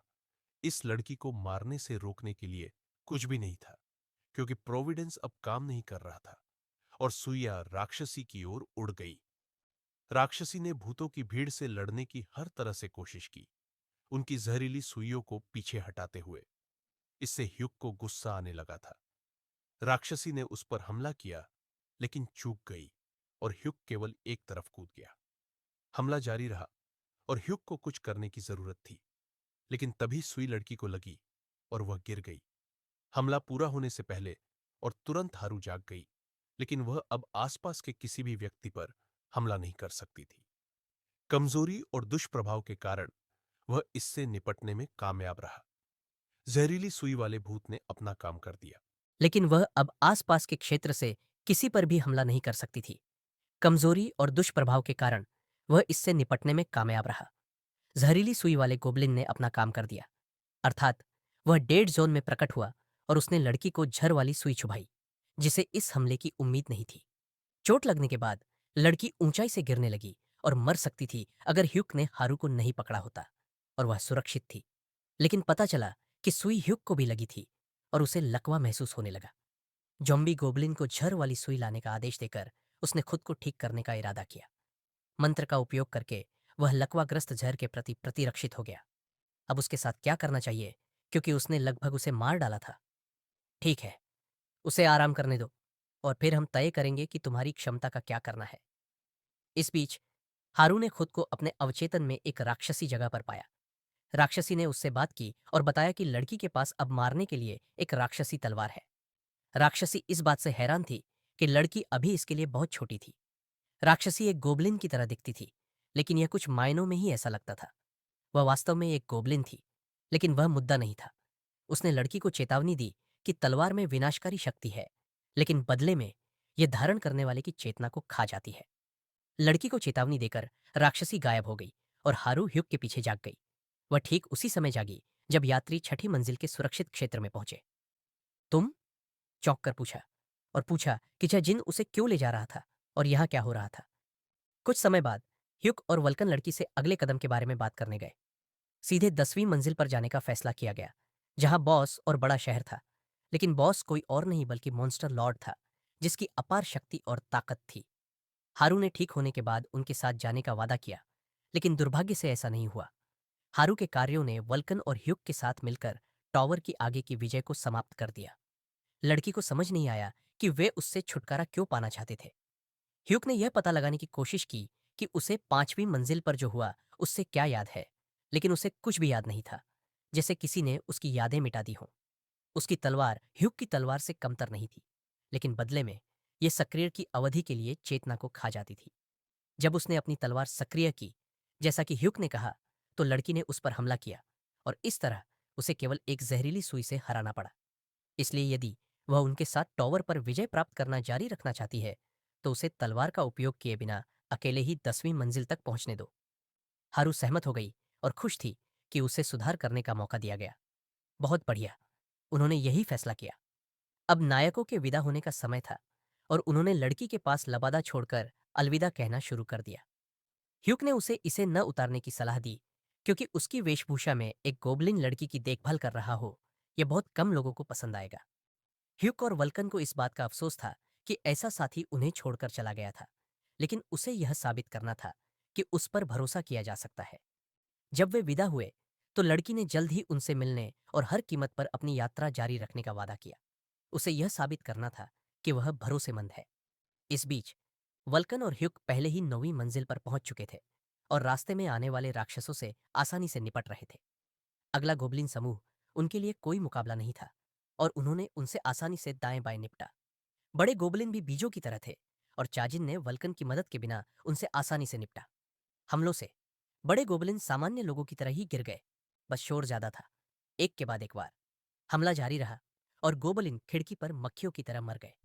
बूढ़े आदमी को अपने शिष्य को देखकर मजा आ रहा था और उसने इस तथ्य की प्रशंसा की कि वह पहले ही जम गया था। जाहिर है, लहरें बनाना इस जोड़े के लिए एक नियमित काम बन गया था, लेकिन वल्कन को तो यह पसंद भी आने लगा था। लेकिन वह इस भावना से परेशान था कि उत्तेजना और बदला लेने की इच्छा ने छात्र के दिमाग को धुंधला कर दिया था और उसे हारू के बारे में याद भी नहीं रहा था। अगर ह्यूक ने उसे मजबूत नहीं माना होता तो उसने उसे टॉवर पर विजय प्राप्त करने में अपना साथी बनने की पेशकश नहीं की होती। इसलिए वल्कन उसके बारे में व्यर्थ ही चिंतित था। ह्यूक को और अधिक ऑर्क्स की आवश्यकता थी और गुरु को सेना के लिए उनकी आत्माओं को चूसना पड़ा। वल्कन गुस्से से लाल हो गया और कहा कि ऐसा सवाल केवल वही पूछ सकता है जिसके माता पिता न हो। बात यह है कि ह्यूक चोइजेन हुक के साथ एक अनाथालय में पला बड़ा था और उसे अपने माता पिता याद नहीं है। इसलिए वल्कन ऐसे जवाब से असहज महसूस कर रहा था। जो जिनके कंधे पर हाथ रखकर उसने केवल सहानुभूति दिखाई, लेकिन इससे उसे बेचैनी हुई। सिस्टम ने विजेता को सूचित किया कि उसे एक नई उपलब्धि मिली है, ओआरसी स्लेयर, और उसे क्वेस्ट पूरा करने के लिए अंक मिले। अब वे 10वीं मंजिल पर पहुंचे और परीक्षण कक्ष में प्रवेश किया, जहां उन्हें आगे बढ़ने के लिए बॉस को नष्ट करना था। सिस्टम ने विजेता को सूचित किया कि उसके लिए एक नई उपलब्धि उपलब्ध थी, ओआरसी स्लेयर, और उसे खोज पूरी करने के लिए अंक मिले। अब वे 10वीं मंजिल पर पहुंच गए थे और परीक्षण कक्ष में प्रवेश किया, जहां उन्हें आगे बढ़ने के लिए बॉस को नष्ट करना था। कुछ गड़बड़ थी और यह वल्कन को परेशान कर रहा था। यह तो बस बॉस टेस्ट रूम को साफ करने के लिए एक लीडर बोर्ड था। बाल्कन नाम का कुछ भी, जिसे वल्कन के नाम से भी जाना जाता है, यहां नहीं देखा गया था और पहली पंक्तियों पर 4 महान प्राणी 1 मिनट के परिणाम के साथ काबिज थे। तो फिर वे दोनों रिकॉर्ड क्यों नहीं तोड़ते और अपनी श्रेष्ठता साबित क्यों नहीं करते? क्यों नहीं? और वल्कन ने अपने छात्र के विचार पर केवल हंस दिया। उसे बॉस को रोकने के लिए सैनिकों को तैयार करने का आदेश दिया गया था और वह युद्ध की तैयारी करने लगा। खैर, सब कुछ जल्दी से निपटाना और इस लड़ाई को जल्द से जल्द खत्म करना आवश्यक था। ह्यूग ने भी युद्ध शुरू करने की तैयारी शुरू कर दी और हमला करने के लिए एक मंत्र तैयार किया।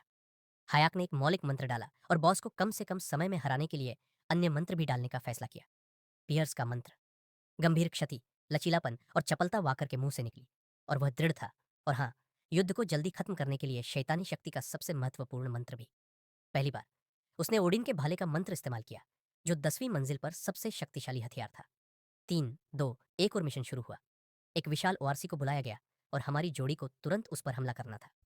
ओआरसी वास्तव में प्रभावशाली आकार का था और 10वीं मंजिल का बॉस माना जा सकता था, लेकिन वाकर और उसके गुरु के लिए उसे मारना बहुत आसान था। वल्कन ने तुरंत ओआरसी को रोकने और उस पर वार करने के लिए शैतानी सैनिकों को बुलाया। भगवान ओडिन का भाला उसे हराने के लिए तेजी से ओआरसी की ओर उड़ा। बॉस के पास हमले को रोकने का कोई मौका नहीं था और भाले ने ओआरसी को कुछ ही मिनटों में नष्ट कर दिया। ओआरसी भाले से पीछे की ओर फेंका गया और अब इस दुनिया में नहीं था, इसलिए मिशन पूरा हो गया। परिणाम चौंकाने वाला था। ओआरसी 96वें सेकंड में हार गया, जिसने एक नया रिकॉर्ड बनाया। इस बीच 8वीं मंजिल पर उस सराय में जहां हारू आराम कर रही थी, स्थानीय सराय के संरक्षक 10वीं मंजिल के बॉस को हराने के नए रिकॉर्ड पर चर्चा कर रहे थे। उसे युग के 10वीं मंजिल छोड़ने से पहले उससे आगे निकलने के लिए और अधिक मेहनत करने की आवश्यकता थी। इस बीच 10वीं मंजिल पर जोड़े ने रिकॉर्ड स्थापित करने और यहां तक कि महान प्राणियों की भी नाक रगड़ने में सफल होने पर खुशी मनाई। वल्कन ने भी अपने छात्र की श्रेष्ठता को स्वीकार किया, यह देखते हुए कि वल्कन जैसे आध्यात्मिक स्वामी भी अकेले ऐसा कारनामा नहीं कर सकते थे। खैर, बॉस का काम हो गया था और उन्हें 10वीं मंजिल पर कुछ और काम खत्म करने थे, इसलिए वे सुरक्षित क्षेत्र के पोर्टल की ओर बढ़े। 10वीं मंजिल पर पहुंचने पर एक नीलामी उपलब्ध हो गई, जिसका आयोजन टावर के सबसे धनी व्यक्तियों में से एक ने किया था। यह वही गोल्डन लीच था जिसकी संपत्ति कोई नहीं गिन सकता था, क्योंकि यह लगातार बढ़ रही थी। यात्रियों के सामने एक बड़ा शहर खुल गया, जिसका सामना उन्होंने टावर को जीतने के रास्ते में किया। लोगों ने इस शहर की स्थापना की और व्यापार में संलग्न होने लगे, और साथ ही उन्होंने टावर को जीतने के बारे में सोचना बंद कर दिया। ह्यूग को कुछ बेचना था और विभिन्न क्षमताओं की एक औषधि खरीदनी थी।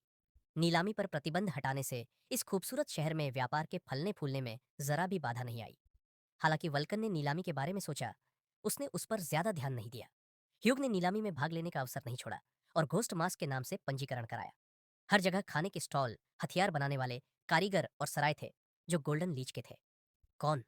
यह धनी व्यक्ति सताया हुआ था, वल्कन, जिसने यह समझने की कोशिश की कि यहाँ सब कुछ उसी का क्यों था। चगिन ने संक्षेप में बताया कि वह टावर के सबसे धनी लोगों में से एक था और कोई भी उसका असली नाम नहीं जानता था। हयाक भी यही कर रहा था। वह अपने लिए एक प्रायोजक ढूंढना चाहता था और जाहिर तौर पर उसे एक मिल गया। वल्कन के आश्चर्यचकित चेहरे ने मानसिक रूप से पूछा कि कौन सा प्रायोजक और किस उद्देश्य के लिए, जिस पर चा जिन ने केवल गोल्डन लीच के संकेत की ओर इशारा किया, और यह स्पष्ट था कि उसका किस तरह के प्रायोजक से मतलब था। वल्कन ने आश्चर्य से चिल्लाया और चकित था कि उनका प्रायोजक कोई और नहीं बल्कि लीच खुद था। कंपनी भवन के प्रवेश द्वार पर हमारे यात्रियों का एक महिला प्रबंधक ने स्वागत किया, जिसने मेहमानों का अभिवादन किया। यहाँ आप वह सब कुछ खरीद सकते थे जो इस मंजिल पर पैसे के लिए सबसे अच्छा बेचा जाता था। बड़ी संख्या में आगंतुकों के कारण सभी को प्रतीक्षा टिकट दिए गए ताकि लाइन बनी रहे, और हयाकू को नंबर 18 दिया गया। नंबर 18 को तीसरे काउंटर पर आमंत्रित किया गया, जहां प्रबंधक हल्सियन उनका इंतजार कर रहे थे। वाकर ने तुरंत संकेत दिया कि उसे कुछ खरीदने की जरूरत है, जिस पर प्रबंधक ने केवल यह पूछा कि ग्राहक को मास्क दिखाकर कैसे संबोधित किया जाए। युक ने स्पष्ट कर दिया कि उसे कैसे संबोधित किया जाए। भूतिया मास्क ने प्रबंधक को चौंका दिया और वह एक शब्द भी नहीं बोल पाया। उसे और धीरे बोलने के लिए कहा गया। ह्यूग ने उससे उस थैले में सिक्कों की संख्या गिनने को कहा जो उसने काउंटर पर रखा था। थैले में ठीक 3000 सिक्के थे और हेल्सियन ने पूछा कि उसका प्रिय ग्राहक क्या खरीदना चाहता है। जवाब तुरंत आ गया। योजना इस पैसे का उपयोग लिच के साथ एक बैठक खरीदने के लिए थी। आश्चर्यचकित नजर ने यात्री को सचेत किया और उसने पूछा कि क्या गलत था, या क्या यहां सब कुछ पैसे से नहीं खरीदा जा सकता था। दुर्भाग्य से प्रबंधक ने जवाब दिया कि सौदा फिलहाल पूरा नहीं किया जा सकता है। अशिष्ट न दिखते हुए प्रबंधक ने जवाब दिया कि मिस्टर लीच से मिलने के लिए पर्याप्त पैसे नहीं थे। जाहिरा तौर पर ह्यूग ने पैसे के मामले में थोड़ी गलत गणना की थी और सोचा कि उस स्थिति में वह क्या कर सकता है। उसने पूछा कि लीच के प्रबंधक से मिलने में उसे कितना खर्च आएगा। वल्कन ने चाह से पूछा कि उसने हेल्सियन को इतना घबराया हुआ क्यों कर दिया, और उसे कंपनी के प्रमुख के साथ एक बैठक की व्यवस्था करने का भी आदेश दिया, जिस पर छात्र ने जवाब दिया कि यदि किसी और तरीके के बारे में विचार थे तो वह उन्हें सुनने के लिए तैयार था, लेकिन यदि नहीं तो बस चुप रहो। खैर, वे कंपनी के प्रमुख के दरवाजे के पास आ रहे हैं, जहां उनकी मुलाकात तय थी। दरवाजा खटखटाकर और खुद को भूत मुखौटा के रूप में पेश करते हुए हक एक खूबसूरती से सुसज्जित कार्यालय में प्रबंधक के कमरे में दाखिल हुआ। प्रबंधक एक कुर्सी पर बैठा था, नवागंतुक का अभिवादन कर रहा था और खुद को कठपुतलीबाज के रूप में पेश कर रहा था। चजिन से यह पूछने के बाद कि क्या वह गोल्डन लिच से मिलना चाहता था, वह जाहिर तौर पर उसे यहां नहीं मिल सका। यदि इस तरह के पैसे के लिए एक बैठक असंभव है तो हमें अलग तरीके से कार्य करना होगा। एक आज्ञाकारी लहजे में उसने मांग की कि कठपुतलीबाज व्यक्तिगत रूप से लिच को यहां अपने कार्यालय में लाए। कठपुतलीबाज ने केवल आह भरी और उसे ऐसा करने के लिए अलग तरीके से आदेश न देने की सलाह दी। कठपुतली मंत्र का उपयोग करते हुए उसने ह्यूग को घेरने और नियंत्रित करने के बारे में सोचा, लेकिन कुछ गलत हो गया। जैसा कि प्रबंधक ने कहा, ह्यूग में ठीक उतनी ही धृष्टता थी और शायद कठपुतलीबाज से भी कम थी। यह बहस करना भी संभव था कि उनमें से किसमें अधिक थी, और ह्यूग ने कठपुतलीबाज पर ठीक उसी क्षण प्रहार किया जब उसने इसकी उम्मीद नहीं की थी। आश्चर्यचकित प्रबंधक अपनी आंखों पर विश्वास नहीं कर सका कि 10वीं मंजिल से नीचे का एक यात्री इतनी आसानी से मंत्र को तोड़ सकता है। तब दूसरे मंत्र का उपयोग करना और इस यात्री को एक सबक सिखाना आवश्यक होगा, जैसा कि कंपनी के प्रमुख ने सोचा। पल भर में वे दोनों तर्क के दायरे में चले गए और यहाँ केवल जादू और आत्मा की शक्ति ही युद्ध के परिणाम का फैसला कर सकती थी। नौसिखिए के लिए जैसा कि कठपुतलीबाज ने सोचा, यह एक समझ से बाहर की घटना थी, लेकिन वह कितना गलत था जब चार्जिन ने उसे जवाब दिया कि यह एक क्षेत्र था और इसका क्या उद्देश्य था। मालिक, खैर, चूंकि वह क्षेत्र के बारे में जानता है, तो उसे यहाँ केवल अपने अनुभव और आत्मा की शक्ति पर भरोसा करना चाहिए। यहाँ कठपुतलीबाज ने सोचा कि वह आसानी से यात्री को हरा सकता है, अन्यथा उसे लिच के साथ एक बैठक की व्यवस्था करनी होगी। मंत्र का उपयोग करते हुए उसने चाजिन के पूरे शरीर के चारों ओर कठपुतली के तार लपेटना शुरू कर दिया, लेकिन यह बेकार था। अनुभव और आत्मा की शक्ति, तब वह एक भोले अहंकारी आदमी ह्यूग का मुकाबला नहीं कर सका। तो इस कठपुतलीबाज को अभी तक यह एहसास नहीं हुआ है कि उसका मंत्र यात्री पर काम नहीं करता है। प्रबंधक हैरान था कि 10वीं मंजिल का यात्री इतना कुछ कैसे जानता था। इसका मतलब केवल यह हो सकता था कि उसके सामने का योद्धा कम से कम 100वीं या यहां तक कि 200वीं मंजिल पर था। कठपुतलीबाज ने स्वीकार किया कि वह समान शक्ति के प्रतिद्वंद्वी का सामना कर रहा था और अब उसे अलग तरीके से कार्य करने की आवश्यकता थी। कमरा एक समझ से बाहर के पदार्थ से भर गया और अजीब संस्थाओं से भरने लगा। तरल से ऐसे जीव निकलने लगे जो जीवित प्राणियों से अधिक कठपुतलियों जैसे दिखते थे। ओह हाँ, ये कठपुतलियां कठपुतलीबाज द्वारा बनाई गई थी, इसमें कोई संदेह नहीं था। कठपुतलियों की सेना प्रबंधक के नेतृत्व में थी और उनकी मदद से वह नवागंतुक को खत्म करना चाहता था, लेकिन यह सब नहीं होना था। इन जीवों को टावर के शीर्ष पर अपने रास्ते में उठाया गया था और लड़ाई में अनुभवी बनाया गया था, और उनके पास अनुभव भी था। उनमें अनुभव और मन जोड़ने से कठपुतलीबाज ने उन्हें मजबूत और बेहतर बनाया। तो वे 50वीं मंजिल के अनुभव वाली कठपुतलियां थीं। जैसे ही वे दोनों क्षेत्र में दाखिल हुए, भोले कठपुतलीबाज ने सोचा कि वह विजेता है। वह कितना गलत था, और उसने कठपुतलियों को नवागंतुक पर हमला करने और उसे खत्म करने का आदेश दिया। प्रबंधक ने सोचा कि यह यात्री का अंत था, क्योंकि जीवित रहने का कोई मौका नहीं था। लेकिन तभी उसके पीछे से एक शोर सुनाई दिया और उसकी सभी कठपुतलियां नवागंतुक के वार से अलग अलग दिशाओं में उड़ गई। राक्षसों को बुलाकर ह्यूक ने अब अपनी सेना के साथ इस धृष्ट व्यक्ति को एक सबक दिखाने और सिखाने का फैसला किया। परछाइयों और राक्षसों की सेना एक दुर्जय हथियार थी, भले ही कठपुतलीबाज के विचार से एक नौसिखिए के हाथों में भी। परछाइयों और राक्षसों की सेना एक जबरदस्त हथियार थी, यहां तक कि एक नौसिखिए के हाथों में भी, जैसा कि कठपुतली चलाने वाले ने सोचा था। लेकिन जिन सभी राक्षसों के बीच एक नौसिखिया से बहुत दूर था, वहां एक स्तर 100 का बॉस था। और तभी प्रबंधक को समझ में आने लगा कि उसे क्या खतरा है। बॉस ने एक जादू किया और सभी कठपुतलियां उतनी ही तेजी से गायब हो गई जितनी तेजी से वे दिखाई दी थी। यह पता चला कि राक्षसों को मन के दायरे में बुलाया जा सकता है, लेकिन इसमें सामान्य से थोड़ा अधिक समय लगा। कठपुतलियों की एक दयनीय सेना कुछ भी नहीं है। अब नेता की असली सेना दिखाने का समय आ गया था। विजेता प्रबंधक नहीं था, बल्कि ह्यूक था, और ऐसी सेना के साथ वह कोई नया नहीं था। मैं क्या कह सकता हूं, लेकिन कठपुतलियों की एक सेना राक्षसों की एक शक्तिशाली सेना की तुलना में कुछ भी नहीं है। यह सभी राक्षसों को बुलाने और इस नौसिखिए को दिखाने का समय है कि एक सच्चे योद्धा की सेना क्या होती है। लिच दुल्हन और कई ऊपरी मंजिल के बॉस ने इस सेना की रीढ़ बनाई, जिसने कंपनी के प्रमुख को गंभीरता से डरा दिया। कठपुतली चलाने वाले का डर और ह्यूक का नियंत्रण डर से चीखते हुए कठपुतली चलाने वाले ने खुद से पूछा कि भूत मास्क नाम का यह नया आदमी कौन था। उसके सामने एक भयावह सन्नाटा था और उसकी आंखों के सामने ह्यूक के नेतृत्व में राक्षसों की एक सेना खड़ी थी जो आने वाली सेनाओं से चीख रही थी। वह अचानक अपनी आंखें खोलता है और खुद को अपने कार्यालय में पाता है, यह न समझते हुए कि वह वहां कैसे चला गया था। आखिर उसने गोला बंद नहीं किया। यह नया आदमी गोले पर नियंत्रण करके उसे बंद नहीं कर सकता था। खैर, लड़ाई खत्म हो गई थी और अब उस सौदे के बारे में बात करने का समय था जिसे नेता अब स्वीकार करने के लिए मजबूर था। अब यह केवल समय की बात थी कि लिच ह्यूक से मिलता। प्रबंधक को केवल पत्र सौंपकर उसने अनुरोध किया कि इसे व्यक्तिगत रूप से गोल्डन लिच के हाथों में पहुंचाया जाए। जो भी हो, पत्र का जवाब शायद नहीं आता, जिसमें कठपुतली चलाने वाला भी मदद नहीं कर सकता था। चिंता करने की कोई बात नहीं थी। यात्री ने प्रमुख को आश्वस्त किया और उसे विश्वास दिलाया कि पत्र का जवाब मिलेगा। यात्री को बाहर तक छोड़ने के बाद प्रबंधक ने वादा किया कि जैसे ही कोई जवाब मिलेगा वह उसे सूचित करेगा।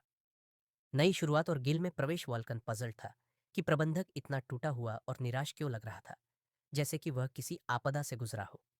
सूर्यास्त हो रहा था और गुरु ने अपने छात्र को अच्छी तरह से आराम करने का सुझाव दिया। लेकिन आराम करने का समय नहीं था, क्योंकि अभी भी बहुत सारा अधूरा काम बाकी था। लिच के जवाब के समय को बर्बाद नहीं किया जा सकता था और कुछ करना था। यह तय किया गया कि गिल्ड में शामिल हो जाए, क्योंकि उन्होंने कुछ समय के लिए यहां रहने का फैसला किया था। लेकिन असली कारण अलग था। पहली मंजिल पर लॉबी में दो लड़कियां एक दूसरे की उपलब्धियों पर शांति से चर्चा कर रही थी और कुछ भी नहीं सोच रही थी। दोनों बहनें थीं और एक दूसरे से बहस कर रही थी, एक दूसरे की टिप्पणियों के जवाब में हर थोड़ी देर में निर्देश दे रही थी।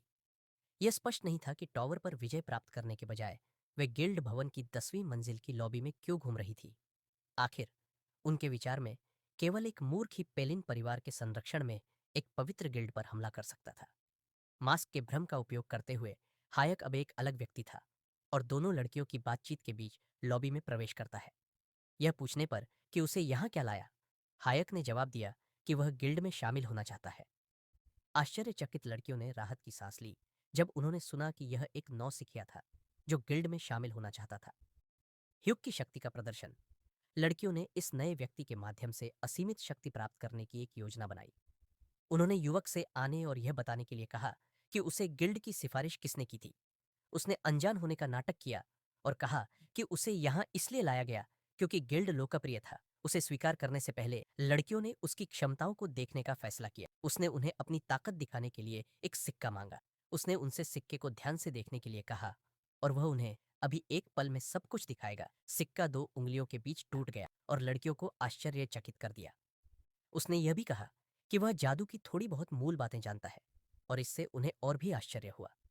उदाहरण के लिए, वह जादू के एक प्रकटीकरण के रूप में आग बना सकता है। लड़कियां पहले से ही अनुमान लगा रही थी कि उनके संरक्षण में वह शक्ति कैसे प्राप्त कर पाएगा और लड़कियों में से एक उसे पसंद करती थी और उसने अपनी बहन को इसके बारे में बताया। राक्षसी हमला और ह्यूग का अगला कदम। लेकिन ह्यूग इसमें दिलचस्पी नहीं ले रहा था और वह केवल अपनी योजना के बारे में सोच रहा था जिस पर वह कायम था। लेकिन उनकी बातचीत दरवाजे पर दस्तक से बाधित हुई और वे तीनों गिल्ड के दरवाजों की ओर मुड़े। एक चिंतित गिल्ड सदस्य अंदर आया और बताया कि कोई राक्षस उनके गांव को नष्ट कर रहा था। 50वीं मंजिल से ऊपर पहुंचे सभी लोगों को राक्षस से लड़ने के लिए बुलाया गया था और लड़कियां भी प्रभावित हुई। हायक को कहीं न जाने का आदेश देते हुए वे दृढ़ता से राक्षस से लड़ने चले गए। गिल्ड में अकेला छोड़कर वह सीधे कार्रवाई में चला गया और सड़क पर अराजकता थी जिसे एक आध्यात्मिक राक्षस ने बनाया था।